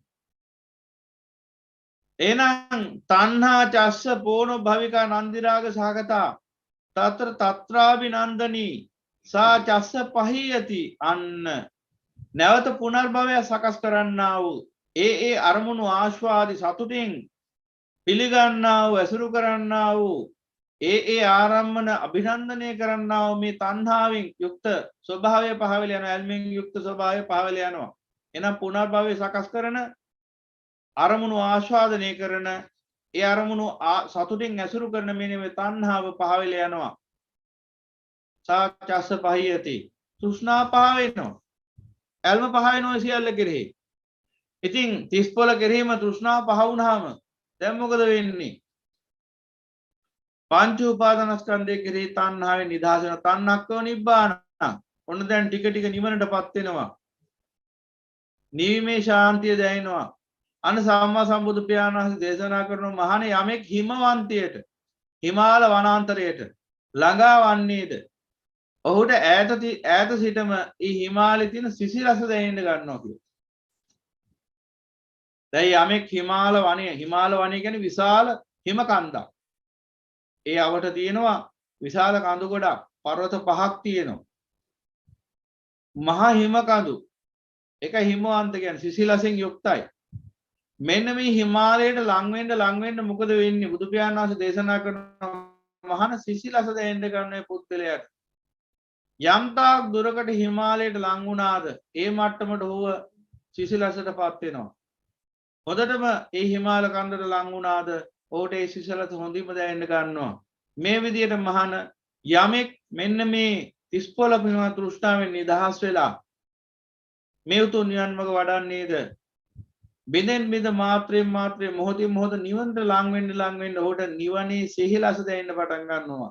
ලය සිහිල් වෙන්න පටන් ගන්නවා. රාග දේශ මොහ දුරු වීම නිසා හිතේ ශාන්තිය පිහිටනවා. ප්‍රණීත සතුට දැනෙන්න පටන් ගන්නවා. හිතේ නිවීම පවතිනවා. නිවීමේ ශාන්තියක් දකින්නවා. එහෙනම් මේ නිවනට ලං වෙන්න නිවන් ශාන්තිය දැනෙන්න ගන්නවා. ඒ කිව්වේ මේ 30 පොළ පිළිබඳ තෘෂ්ණාව ෂේ වෙන්න විමුක්ති සෝය දැනෙන්න පටන් ගන්නවා. සමාධි සෝයයක් දැනෙන්න පටන් ගන්නවා. විමුක්ති සෝයයක් දැනෙන්න පටන් ගන්නවා. සමාධි සෝය දැනෙන්න ගන්නවා සමතය තුලින්. විමුක්ති සෝය දැනෙන්න ගන්නවා ප්‍රඥාව තුලින්. එහෙනම් හිතේ සංසිඳුණු ස්වභාවය තුල ඒ සමත සමාධිය ආර්ය සමාධිය සෝයයක් දකින්න පටන් ගන්නවා. රාගෙන් දේශෙන් මෝහෙන් නිදහස් වෙලා අවිජ්ජාවෙන් තෘෂ්ණාවෙන් නිදහස් වෙලා මේ සසර දුක්ඛ ස්කන්ධයෙන් නිදහස් වෙනව නේද කියලා ප්‍රඥාවෙන් දකින්න විමුක්ති සෝය දැනෙන්න පටන් ගන්නවා. එහෙනම් අනර හිමාලයට ලං වෙන්න සිසිලස දැනනවා වගේ නිවනට ලං වෙන්න නිවනේ ශාන්ත බව ප්‍රණීත භාවයේ දකින්න පටන් ගන්න. ඒතං සන්තං ඒතං පනිතං යදිදං සබ්බ සංකාර සමුතෝ කියලා. මේ සියලු සංකාර සමතේටපත් වෙමින් මේ නිවන් ශාන්තියක් දකින්න පටන් ගන්නවා.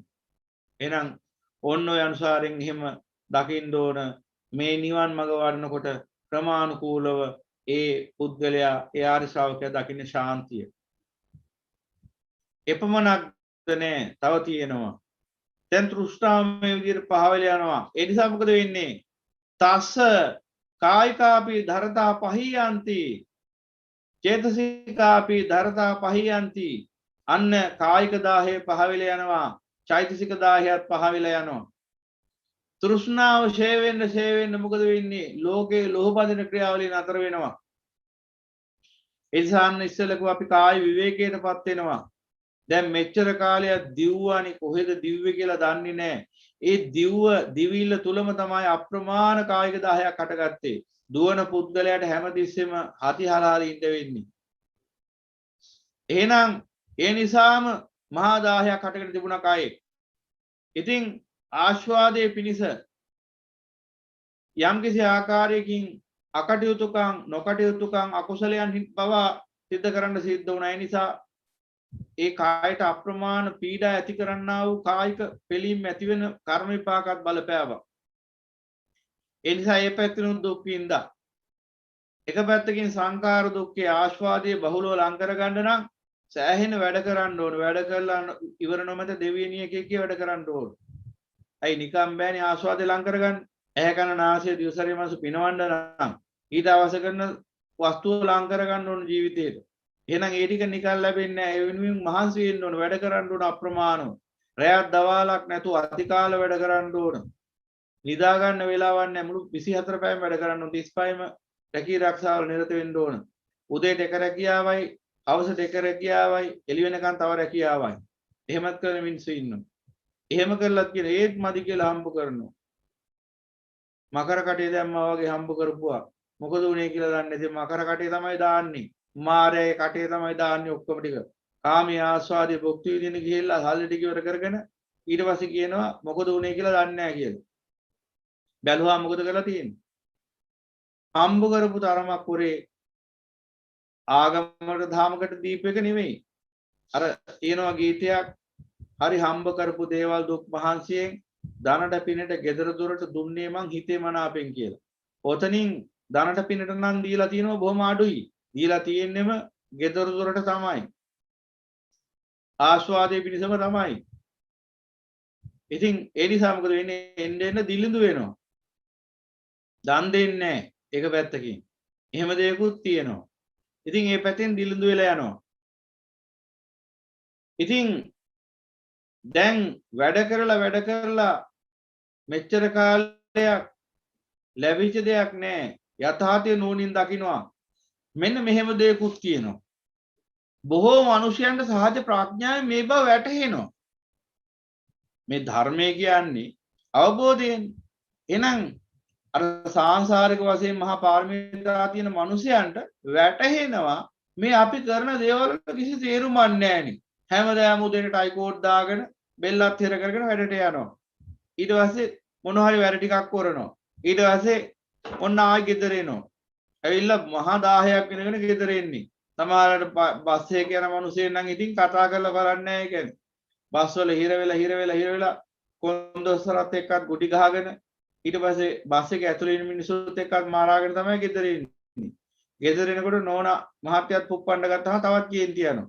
දැන් ඔහොම ඇවිල්ලා ගෙදර ඊට පස්සේ ඔන්න පොඩි වෙලාවයි ගෙදර ඉන්න හම්බ වෙන්නේ. ඊට පස්සේ දරුවන්ගේ වැඩ තිබුණොත් ඒවත් කරන්න වෙනවා. තව දහසක් වැඩ. ඔක්කොම කරලි වල යන්තම් ඔන්න පොඩ්ඩක් නිදාගත්තා ආයි පාන්දර නැගිට්ටා. ආයි වැඩට ගියා.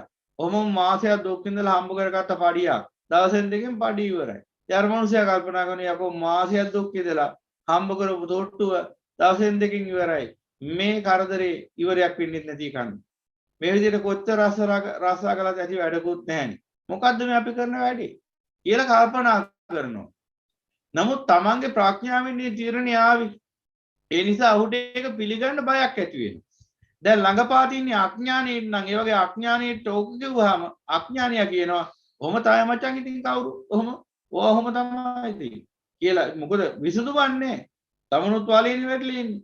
එයත් වලේ වැටලා ඉන්නේ. ඉතින් වලේ වැටලා ඉන්න මිනිහෙක්ගෙන් අහනවා මචං මෙහෙම නේද කියලා. ඉතින් මිනිහට ගොඩක් පේන්නේ වලේනේ වැටලා. ඉතින් ඒ නිසා මිනිහා කියන්නේ වල තුල ඉන්න එක සාධාරණයි කියලා. අපිට විතරන්නේ මචං අනිත් අයටත් ඔහොම තමයි කියලා සාධාරණීකරණය කරන අර දුක. සසර දුක. පැමිණි දුක් පැණි රසයි කියනවා.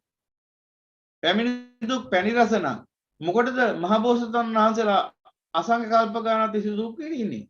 ඒ දුකින් නිදහස් වෙන්න මාර්ගය දේශනා කරා. පැමිණි දුක් පැණි රසයි. අන්න බලන්න මාර්ය හදපු කියමන.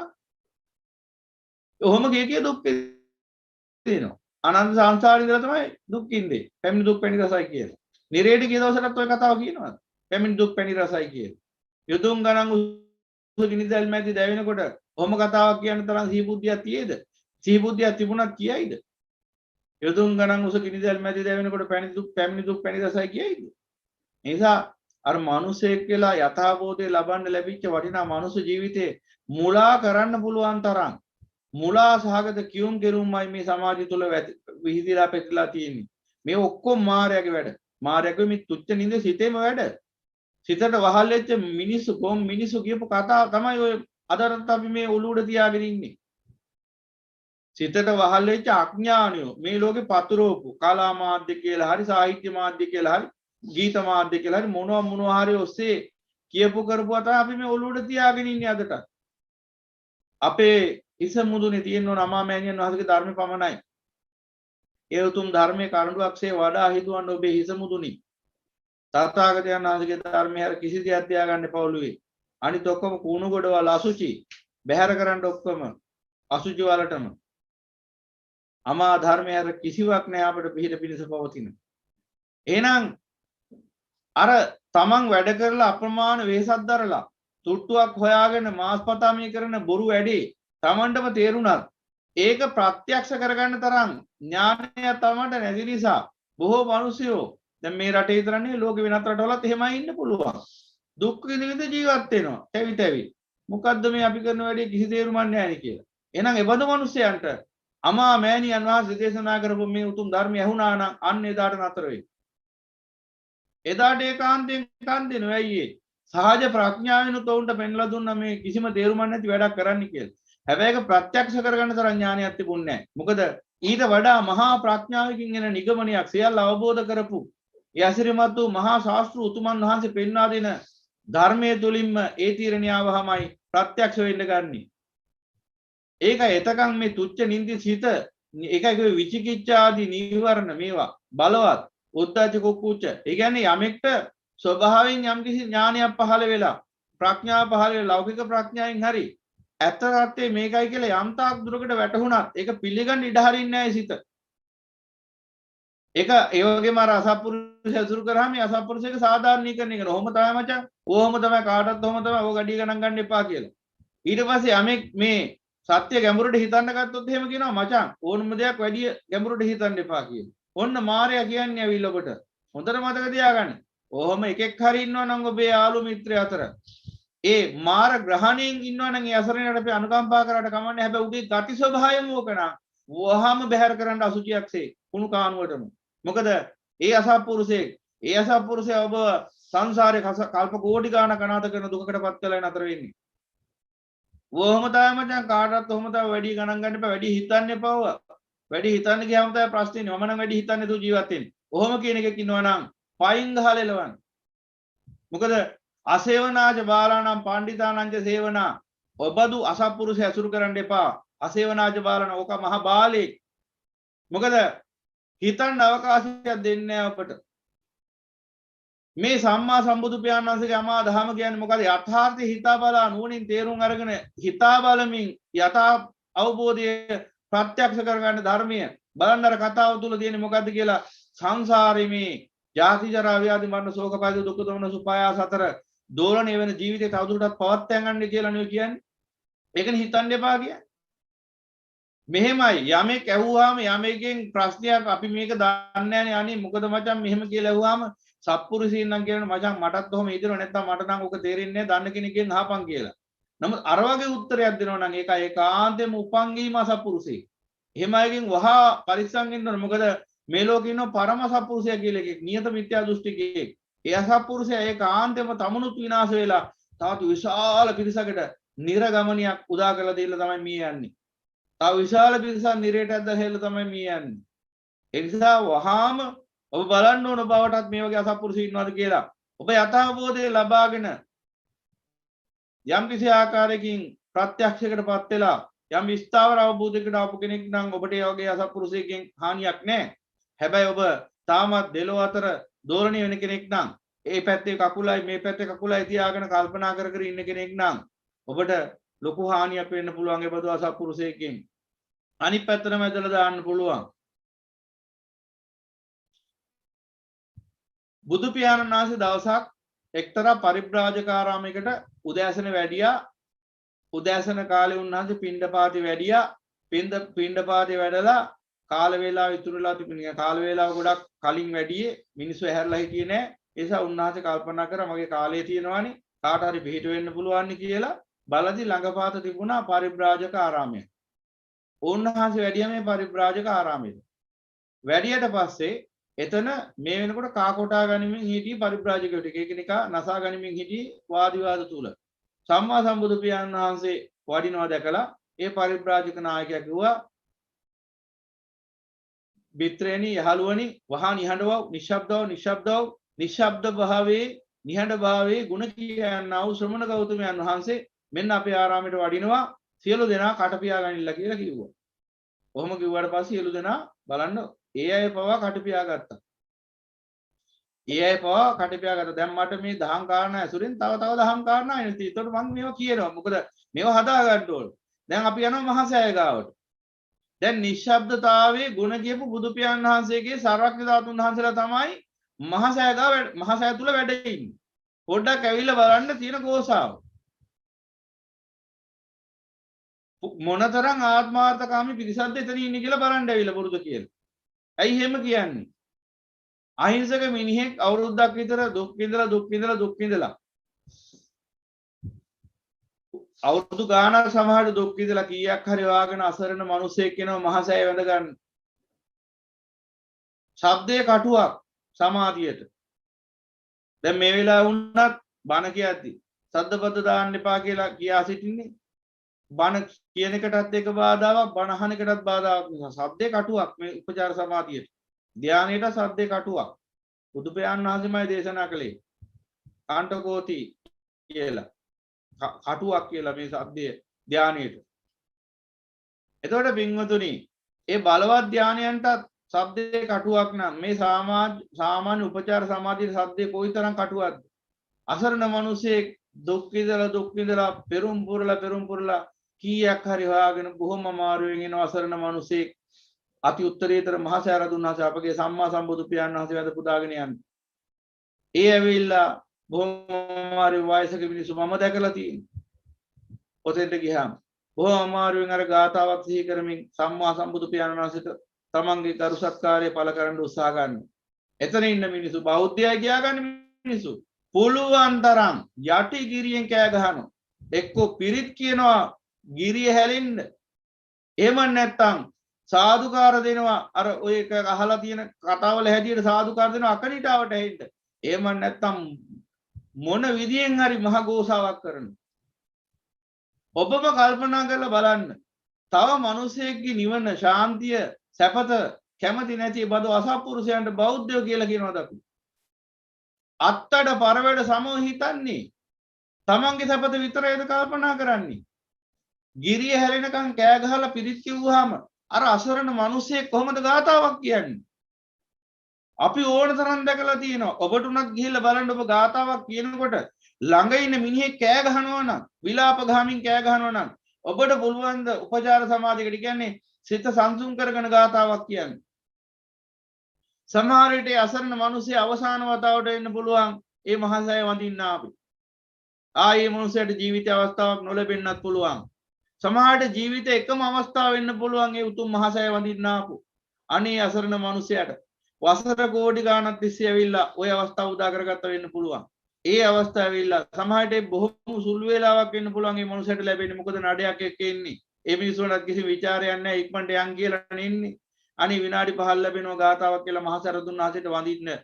ඒ විනාඩි 5වත් මේ මිනිසයාට වැඳ ගන්න ඉඩක් දෙන්නේ නැහැ. හිරලි හැරෙනකන් කෑ ගහනවා එතන.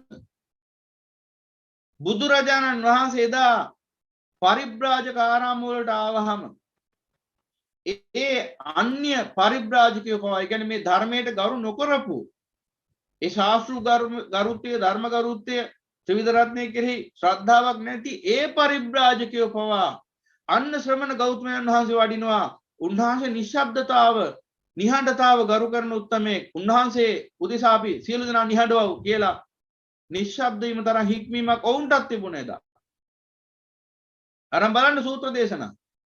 බුදු පියාණන් වහන්සේ වඩිනකොට අන්‍ය අන්තොටු පරිබ්‍රාජකව පවා නිහඬ වුණා. මොකද සම්මා සම්බුදු පියාණන් වහන්සේ ඒ තරම් නිහඬභාවය නිශ්ශබ්දභාවය කරු කරපු උත්තමයෙක්. ඇයි ඒ නිශ්ශබ්ද මනස තුලයි විදර්ශනා වැඩෙන්නේ. නිශ්ශබ්ද මනස තුලයි ඒ නුවණින් මෙනෙහි කිරීම යෝනිසෝ මනසිකාරය වැඩෙන්නේ.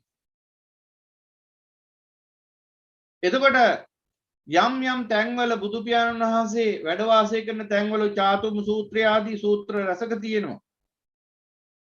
සම්මා සම්බුදු පියාණන් වහන්සේ වැඩ වසන තැන්වලට ඇවිල්ලා මිනිස්සු කෑකෝසම් ගහනකොට අරන් බලන්න සූත්‍ර ඔන්න සූත්‍රයේ චාතුම ප්‍රධාන සූත්‍රයක්. භික්ෂුන් වහන්සේලා පවා එළවල දැම පන්සලේ 500ක්. කවුද? සාරිපුත්ත මොග්ගල්ලාන කියන මහා අග්‍රශ්‍රාවකතුමන් වහන්සේලා දෙදෙනාගේ ගෝලියෝ 500ක් එළවල දැම පන්සලේ. උස්සඩි මහාඩින් කවුද මේ උස්සඩි මහාඩින් කෙවුලන්සේ නාද කරන්නේ? කවුද මේ උස්සඩි මහාඩින් කිව්වේ මේ මහා සද්දෙන්? කවුද මේ කෙවුලන්සේ මත්ස්‍ය විලෝපණයේ දෙන කෙවුලන්සේ නාද කරන්නේ? මත්ස්‍ය විලෝපණයේ දෙන කියන්නේ මාළු අල්ලන දීවරයෝ කෑ ගහනවනේ. මොකද දීවරයෝ මුහුදයින් ඉන්නේ. ඒ අය මුහුදේ ගෝසාවත් එක්ක මහා හඬින් කෑ ගහනවා. මොකද ගෝසාවට හුරු වෙලා තියෙන කනේ නිසා සද්දෙන් තමයි කතා කරන්නේ. ඉතින් මෙන්න මේ වගේ දීවරයෝ වගේ මහා හඬින් කෑ ගහන්නේ කවුද මේ කියලා අහනවා ආනන්ද හාමුදුරුවන්ගේ. සාරිපුත්තයන් වහන්සේගේ මොග්ගල්ලාණන් වහන්සේගේ ගෝලියෝ 500ක් කියලා කිව්වහම ඒව ආදාළ නැහැ බුදු පියාණන් වහන්සේට. වහාම යන්න කියන ආරාමෙන් එළියට. චාතුම සූත්‍රය අරන් බලන්න. එපමණක් නෙමෙයි තව බොහෝ සූත්‍රවල තියෙනවා. ඔය නාගිත හාමුදුරුවෝ පිළිබඳ කතාවකදී පවා ලිච්ඡවි ඇවිල්ලා ලිච්ඡවි කියන සූත්‍රයක මට මතක හැටියට නම.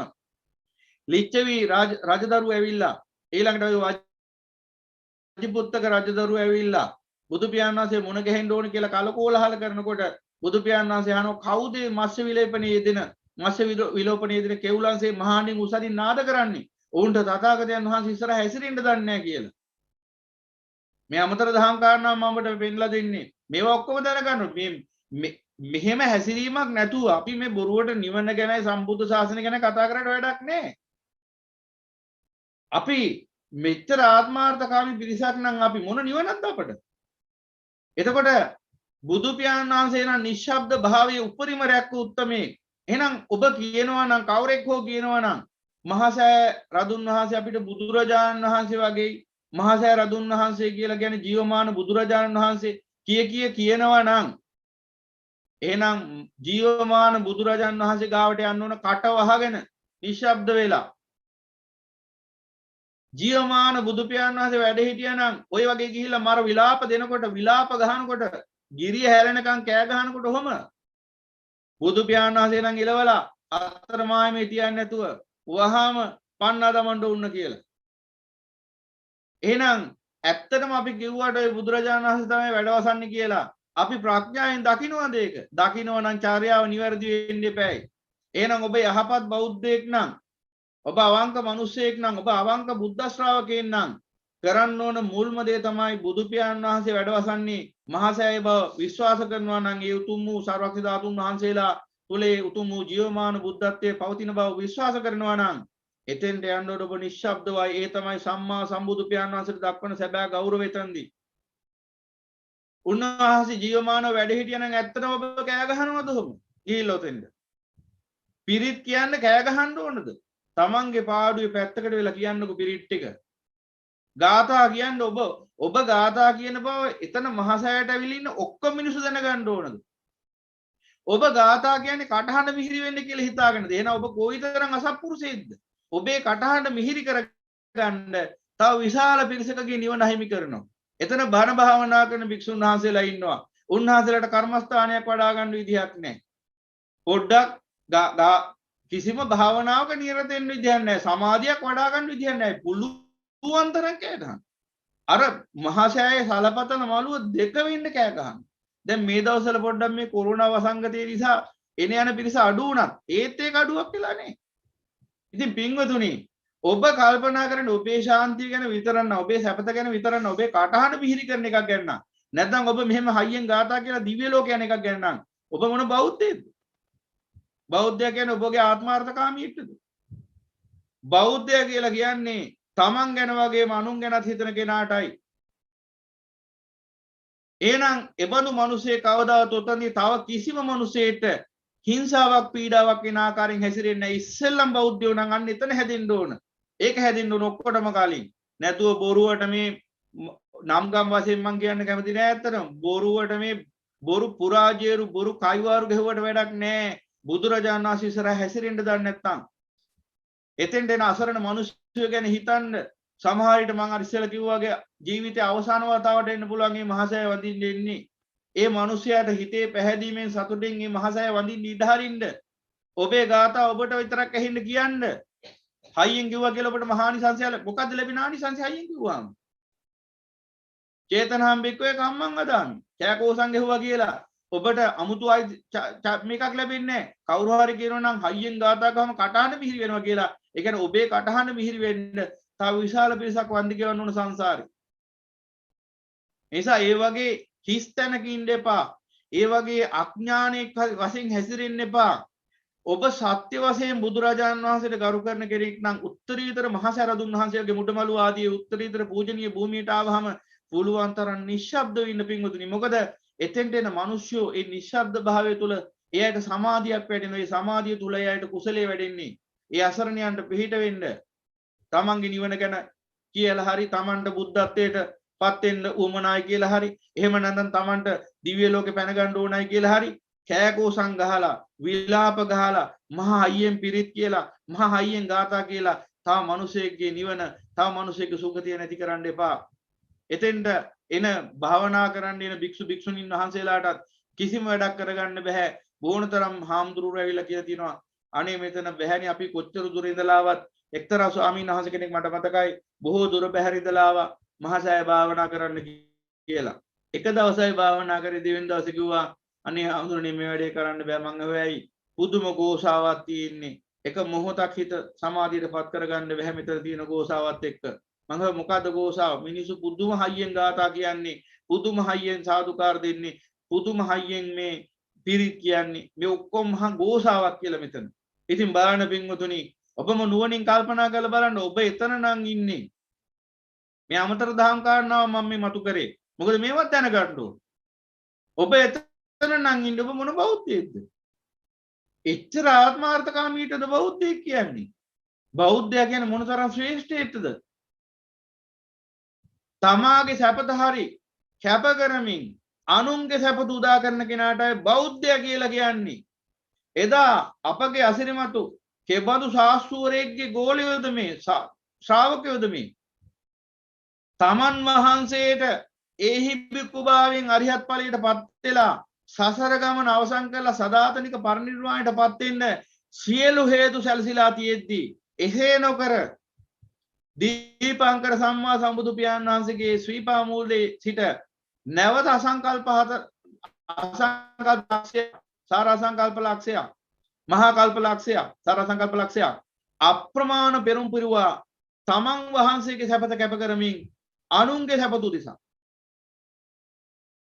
තමන් වහන්සේට නිවන් දැකලා කෙලවරේ නුමනාව තිබුණා නම් එදා ඒ අසිරිමත් වූ දීපංකර බුදු පියාණන් වහන්සේගේ සිරිපා මූලයේදී උන්වහන්සේ පරිනිර්වාණයටපත් වෙන්නේ. අපගේ දා සුමේද තාපසතුමා ඒ මහ බෝසතාණන් වහන්සේ තමන් වහන්සේගේ සැපේ කැප කරමින් ලෝකයාගේ ඔබේ අපේ සියලු ලෝසතුන්ගේ සැපේ උදෙසා සාර අසංකල්ප ලක්ෂය තිස්සේ පෙරම් පිරුවා. දහ දුක් විඳින්මින් උදෙක්ම මතක තියාගන්න තමන්ගේ සැපේ උදෙසා නෙවෙයි ඔබ අප සියලු දෙනාගේ සැපේ උදෙසා එබඳු මහා ශාස්ත්‍රූතුමන් වහන්සේ කෙනෙක්ගේ ශ්‍රාවකයෝද මේ. එහෙනම් බෞද්ධය කියලා කියන්නේ තමන්ගේ සැපත හරි කැප කරලා අනුන්ගේ සැපත ආරක්ෂා කරන කෙනාටයි. එබඳු උතුම් වූ මිනිසෙක්ටයි බෞද්ධය කියන්නේ. එහෙම නැතුව මම විතරක් දිව්‍ය ලෝකයට යන්න ඕන මම නිවනට යන්න ඕන මම බුදු වෙන්න ඕන කියලා ඔතන විලාප ගහමින් ගිරි හැල්නකම් කෑ ගහමින් මහසෑයේ භූමිය ශබ්දයෙන් දූෂණය කරන කෙනෙක්ට නෙමෙයි බුදුරජාණන් වහන්සේගේ ශ්‍රාවකයෙක් කියන්නේ. ඒ ආත්මාර්ථකාමීන් විතරයි. දැන් මෙහෙම කිව්වා කියලා තරහ වෙන්න එපා. නුවණින් හිතලා බලන්න ඔබ. ඇත්තද බොරුවක්ද මේ කියන්නේ කියලා. මට පුද්ගලය සම්බන්ධයෙන් කිසිම ප්‍රශ්නයක් නැහැ කායිකවත්. අපි මේ ඇත්ත කතා කරන්නේ බුදුරජාණන් වහන්සේගේ නාමයෙන්. එතෙන්ට අහිංසක මිනිස්සු කී දෙනෙක් එනවද ඇවිල්ලා ගාතාවක් කියා ගන්න බැරුව ශෝකයෙන් දුක් කියලා යනවද? අසරණ මිනිස්සු. ඔබ යහපතක් කරනවා කියලා දෝ හිතන් ඉන්නේ. පිරිත් කියන්න ඕන නම් කරුණාකරලා තමන්ට විතරක් ඇහෙන ගානට හෙමින් කියන්න බෑද තව කෙනෙක්ට බාධාවක් නොවෙන්න. ඔබ ඔය කෑකෝසන් ගහමින් කියන පිරිතෙන් මතක තියාගන්න ඔබටවත් යහපතක් ලැබෙන්නේ නැහැ. මොකද ඒ තරම් පවිතු චේතනාවකින් ඔබ කෑ ගහන්නේ. එහෙනම් යහපත් මිනිසෙක් වෙන්න මම ඒ කාරණා පෙන්නලා දුන්නේ. අන්‍ය තොටු අන්තොටු පරිබ්‍රාජකයෝ පවා මිත්‍යා දෘෂ්ටික පරිබ්‍රාජකයෝ පවා එදා දැනගෙන හිටියා බුදුරජාණන් වහන්සේ නිශ්ශබ්ද භාවය නිහඬ භාවය කරු කරන උත්තමයේ බව. එනම් බෞද්ධයයි කියා ගන්න ඔබ ඒ කාරණාව නොදන්නේ කුමක් නිසාද කියලා අපි අහලා බලන්නේ ආන්නේ ප්‍රශ්න කරන්නේ. හොඳයි ඒ කියපු ප්‍රවෘත්ති ඉතුරු ටික ඊට පස්සේ මේ විදිහට නිශ්ශබ්ද වුණා මේ පරිබ්‍රාජකයෝ. ඊට පස්සේ සම්මා සම්බුදු පියාණන් වහන්සේ මේ ස්ථානට වැඩම කරා. ඊට පස්සේ එතන හිටපු මේ පරිබ්‍රාජකයන්ගේ නායකයා උන්වහන්සේගෙන් ප්‍රශ්න කරන්න පටන් ගත්තා. භාගතුන් වහන්සේ ඒ නායකයාට එනත්තගේ පරිබ්‍රාජකයන්ගේ ප්‍රධාන ගුරුවරයාට ධර්මයේ දේශනා කළා. එතුමාට දිවිච්ච ප්‍රශ්න ටික විසඳුණා. ඊට පස්සේ ඒ ගුරුවරයා මොකද්ද කරේ?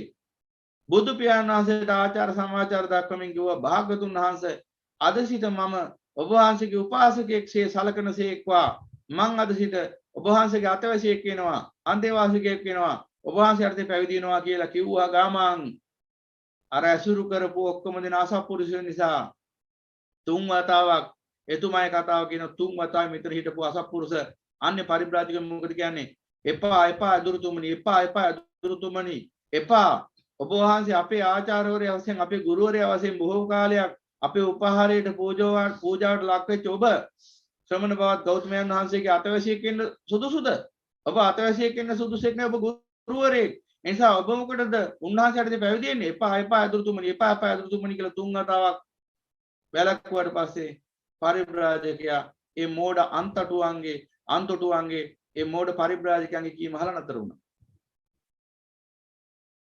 දැන් මේ විදිහ අසත්පුරුෂය ඔබටත් මුණ ගැහෙන්න පුළුවන්.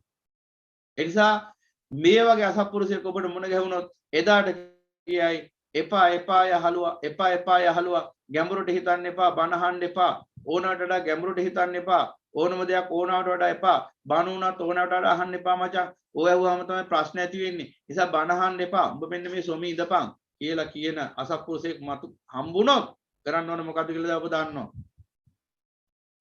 ඒ නිසා මේ අසත්පුරුෂයන්ගේ කීම් වලටම ලක් වෙලා කොයිතරම් කායික 10ක් ඔබ උරුම කරගත්ත ජීවිතේ කොයිතරම් චෛතසික 10ක් උරුම කරගත්ත ජීවිතේ දැනටත් ඔබ කායික 10න් චෛතසික 10න් පෙළ කෙරෙන්න නම් ඒ කියන්නේ ඔබ තාමත් වැඩිපුරම කම් දීලා තියෙන අසත්පුරුෂයන්ටයි මේ වෙනකොට ඔබේ ජීවිතේ කායික 10 දුර වෙලා චෛතසික 10 දුර වෙලා ඔබ සැපතටපත් වෙච්ච කෙනෙක් ළඟ කියන්නේ ඔබේ ජීවිතේ මේ වෙනකොට ඔබ වැඩියෙන්ම කම් දීලා තියෙන සම්මා සම්බුදු පියාණන් වහන්සේගේ බුද්ධ වචනයටයි එහෙනම් ඒ අසිරිමත් වූ බුදු පියාණන් වහන්සේගේ බුද්ධ වචනයට කම් දුන්නොත් විතරයි අපිට මේ සියලු දුකෙන් නිදහස් වෙන්න අවස්ථාව ලැබෙන්නේ.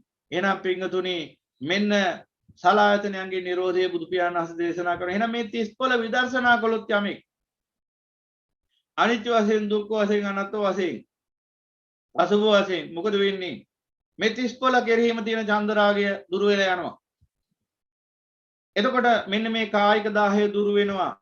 චෛතසික 10 දුර වෙනවා. තස කායිකාපි ධරතා පහියන්ති චේතසිකාපි ධරතා පහියන්ති කායිකාපි සන්තාපා පහියන්ති චේතසිකාපි සන්තාපා පහියන්ති කායිකාපි පරිලාහ පහියන්ති චේතසිකාපි පරිලාහ පහියන්ති සෝ කාය සුකම්පි චේතු සුකම්පි පාටිසංවේදේති ඔන්න එහෙමනම් 35 විදර්ශනා කරමින් යමෙක් ඉන්නවා නම් හැමතිස්සෙම අනිත්‍ය වශයෙන් දුක් වශයෙන් අනාත්ම වශයෙන් අවිජ්ජා තෘෂ්ණා පහ වෙනවා පංච උපාදානස්කන්ධයේ කෙරෙහි තියෙන තෘෂ්ණාව දුරු වෙලා යනවා කායික 10 දුරු වෙනවා චෛතසික 10 දුරු වෙනවා කායික සංතාපය දුරු වෙනවා චෛතසික සංතාපය දුරු වෙනවා කායික පරිලාහය දුරු වෙනවා පරිදාහය දුරු වෙනවා චෛතසික පරිදාහය දුරු වෙනවා චෛතසික කායික වශයෙන් මෙන්ම චෛතසික වශයෙන් උත් සෝ කාය සුකම්පි චේතු සුකම්පි පටිසංවේදී කායික වශයෙන් සහ චෛතසික වශයෙන් සැපයටපත් වෙච්ච ආර්ය ශ්‍රාවකෙක් බවට පත් වෙනවා. එහෙනම් ඔන්න ඔය අනුසාරයෙන් ධර්මයේ දැනගත්තාම ඔන්න සමුදය සහ නිරෝධය සලායතනයන්ගේ දැන් ඔය දහම් ව්‍යාකරණ හොඳින් වැටහෙන්න දැන් මෙච්චරලා අපි විග්‍රහ කළේ ඒ සමුදය නිරෝධය ගැන තමයි ආයතනයන්ගේ. දැන් එහෙනම් නුවණින් බලන්න ඔබ ඔය කිව්ව තැන් දෙකෙන් කොතනද ඉන්නේ? ඒ කියන්නේ ඔබ කායික චෛතසික වශයෙන් 10 තුල සංතාපය තුල පරිලාහය තුලද වාසය කරන්නේ. නැත්තම් කායික චෛතසික වශයෙන් ඔබ ඒ සැනසීම තුල සුවය තුල සහනය තුලද වාසය කරන්නේ. එහෙනම් ඔබ වාසය කරන්නේ කොතනද කියලා බලන්න. බැලුවට පස්සේ ඔබට තේරෙයි ඔබ විදර්ශනා වඩන කෙනෙක්ද නැද්ද කියලා. එතකොට අපෙන් ඔයලා ආයි ප්‍රශ්න කරන්න ඕනේ නැහැ මොකද. ඔබටම බලා ගන්න පුළුවන් ඔබේ තරම. මොකද දැන් වෛද්‍යවරයෙක් බෙහෙත් දෙනවා රෝගීන්ට. රෝගීන් අපි හිතමු 10 දෙනෙක් ඉන්නවා. 10 දෙනාටම එක රෝගී තියෙන්නේ. 10 දෙනාටම එකම බෙහෙත දෙන්නේ. දැන් දෙතුන් දෙනෙක් විතරක් සුව වෙලා ඉන්නවා. තව දෙතුන් දෙනෙක්ට සුවය ළඟා වෙමින් පවතිනවා. ඉන්නවා පරණ විදිහමයි කලින් වගේම කෙන්දිරික ගා අඬ ඉන්නවා. දැන් එහෙනම් අර එක පිරිසක් සුව වෙන්න තව පිරිසක් සුව වෙමින් සිටින්නත් ඒ වගේම තව පිරිසක් සුව නොවෙන්නත් මොකක් හරි හේතුවක් තියෙන්න එපා. ඒ හේතුව දකින්න ඕන ඔබ තුලිනුත්. එකම ධර්මය දේශනා වෙන්නේ. ධර්මයන් දෙකක් නෑ එකයි තියෙන්නේ. සම්මා සම්බුදු පියාණන් වහන්සේගේ අමා ධර්මයේ චතුරාර්ය සත්‍ය ධර්මයේ. ඒ ධර්මයේ දේශනා වෙනකොට එක පිරිසක් අනේ අපිට මහා සුවයක් දැනෙනවා. අනේ අපි ගොඩාක් සුවයෙන් වාසය කරන්නේ. අපිට නම් දැන් ජීවිතේ හරිම සැහැල්ලුයි. හරිම සැපතකටපත් වෙලා ඉන්නේ. යනාදි වශයෙන් විවිධාකාර සිහනාදන ගන්නත්. තවත් කෙනෙක් අනේ අපිට නම් තාම කිසිම සාහනියක් නැහැ. අපි ඉතින් මේ අනේ මන් දන්නේ නැහැ මේ ධර්මයේ ඇහුවා දැන් මන් දන්නේ නැහැ මේ කියන එක හරිද කියලා. දැන් එහෙම හේකුත් කියනවා. බලන්න සමහර අය කියනකොට කියනවා ඔබ තුලත් මේ අඩුපාඩු තියෙන හදාගන්න. තථාගතයන් වහන්සේගේ ධර්මය ගැන අපි සාකච්ඡා කරනවා. කියනකොට කියනවා අනේ මන් දන්නේ නැහැ මම මේ කියන එක හරිද කියලා. හරිද දන්නේ නැහැ මම මේ කියන එක එහෙමත් කියන විශේෂණ පදයක් දානවා. දැන් ඔබ හිතන්නකෝ මේ භික්ෂුව බණ කියද්දී ඔබට මෙහෙම කියනවා. දැන් මෙන්න මෙහෙම එකක් තියෙනවා අනේ මන් දන්නේ හරිද කියලා මේ කියන එක මට දැන් මම මේ හිතන එක මම මේ කියන්නේ මම මේ හරිද දන්නේ නැහැ කොහොම කිව්වත් ඔබ පිළිගන්නවද ධර්මයෙන්? ඒ කියන්නේ තමන්ටවත් විශ්වාසයක් නැහැ තමන් කියන දේ ගැන. ඒ අර ඒකත් අර හීනමානී කොටසක්. හීනමානී එතනක් තියෙනවා. ඒක නිකන් මේක හරි දැනගෙන කියනවා කියලා ඒක නිකන් ලැජ්ජාව මොකද හීනමානියක් කියලා. ඒකට කියනවා මේ හරිද දන්නේ නැහැ මම මේ කියන එක මම හරිද දන්නේ නැහැ ඔන්නෝම විශේෂ පදයක් යොදනවා. ඒ නිසා පින්වතුනි එකම ධර්මයක් ඇහෙද්දී එක පිරිසකට සුවේ උදා වෙන්නත් තව පිරිසකට සුව උදා නොවෙන්නත් හේතුවක් තියෙනවා නම් එකම හේතුව තමයි ඒ ධර්මයේ නැමැති ඖෂධය එක පිරිසක් පානය කරනවා තව පිරිසක් පානය කරන්නේ නැහැ. දැන් බලන්න ඕන ඔබ ඔතනින් කොයි පිරිස අතරද ඉන්නේ කියලා. ඒ කායික චෛතසික දුක්ඛයන්ගෙන් අසහනයන්ගෙන් පිළීම් වලින් පීඩාම් වලින් තාමත් බැට කන කෙනෙක්ද නැත්නම් ඊ නිදහස් වෙන කෙනෙක්ද? ඒ නිදහස් වෙන කෙනෙක් නම් ඔබ මහා වාසනාවන්තයෙක්, ඔබ මහා භාග්‍යවන්තයෙක්, ඔබ මහා ශ්‍රේෂ්ඨයෙක්, ඔබ මහා සත්පුරුෂ ප්‍රඥාවන්ත ඥානවන්ත බුද්ධ ශ්‍රාවකයෙක්. එහෙනම් එයමාමෑණී ලෞතුරු ශාන්තිනායක සම්මා සම්බුදු පියාණන් වහන්සේ සකල ලෝක සත්‍යය කෙරෙහිම මහා කරුණාවෙන් දේශනා කොට වදාළ ඒ උත්තරීතර නිර්වාණ ධර්මය උතුම් වූ සතර සතිපට්ඨානය තුල ඇතුළත් ඒ අනුපස්සනාවන්ගෙන් යුක්ත ඒ ධම් ව්‍යාකරණයන් තුල තමයි අපි මේ සැරිසරමින් ඉන්නේ.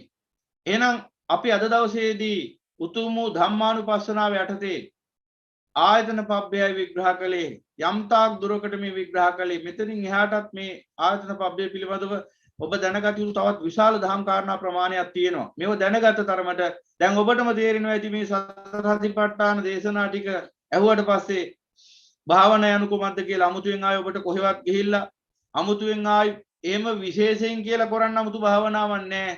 හැම මොහොතකම මේ කාය වේදනා චිත්ත ධම්ම කියන මේ අත්බව වස්තු හේවත් මේ ජීවිතේ ගොඩනගලා තියෙන මේ අත්බව වස්තු කියන්නේ මේ ජීවිතේ සකස් කරගෙන තියෙන මේ ප්‍රපංච ධර්ම ටික පිළිබඳ නුවණින් දකිමින් වාසය කරමින් ඒ අත්බව වස්තු තුලින් නැවත කර්මයේ රැස් නොවන දැනට කටයුතු කිරීමයි මේ උතුම් සතර සතිපට්ඨාන කියලා දැන් ඔබට වැටහෙලා ඇති අම්තාක් දුරකට. ඒ අනුසාරයෙන් මේ භාවනා යන කුමක්ද බුද්ධ භාවනා යන කුමක්ද කියලා වැටහිලා ඇති අම්තාක් දුරකට මේ අවසානයේ නොවේ තවදුරටත් විග්‍රහ කළු දහම් කාරණා ගොඩක් තිබෙනවා. ඒවා ඉදිරි සතියේදී අපි ඉදිරි සතිවලදී මේ සතර සතිපට්ඨාන ධර්මයට අදාළව තව බොහෝ දේශනා ගැන සාකච්ඡා කරනවා. ඒ වගේම මම ඉස්සෙල්ලා කිව්වා වගේ නැවතත් සිහිපත් කරනවා උතුම් ආනාපාන සති භාවනාව ගැනත් ලෝක විග්‍රහයක් ඉස්සරහට කරන්න බලාපොරොත්තු වෙනවා.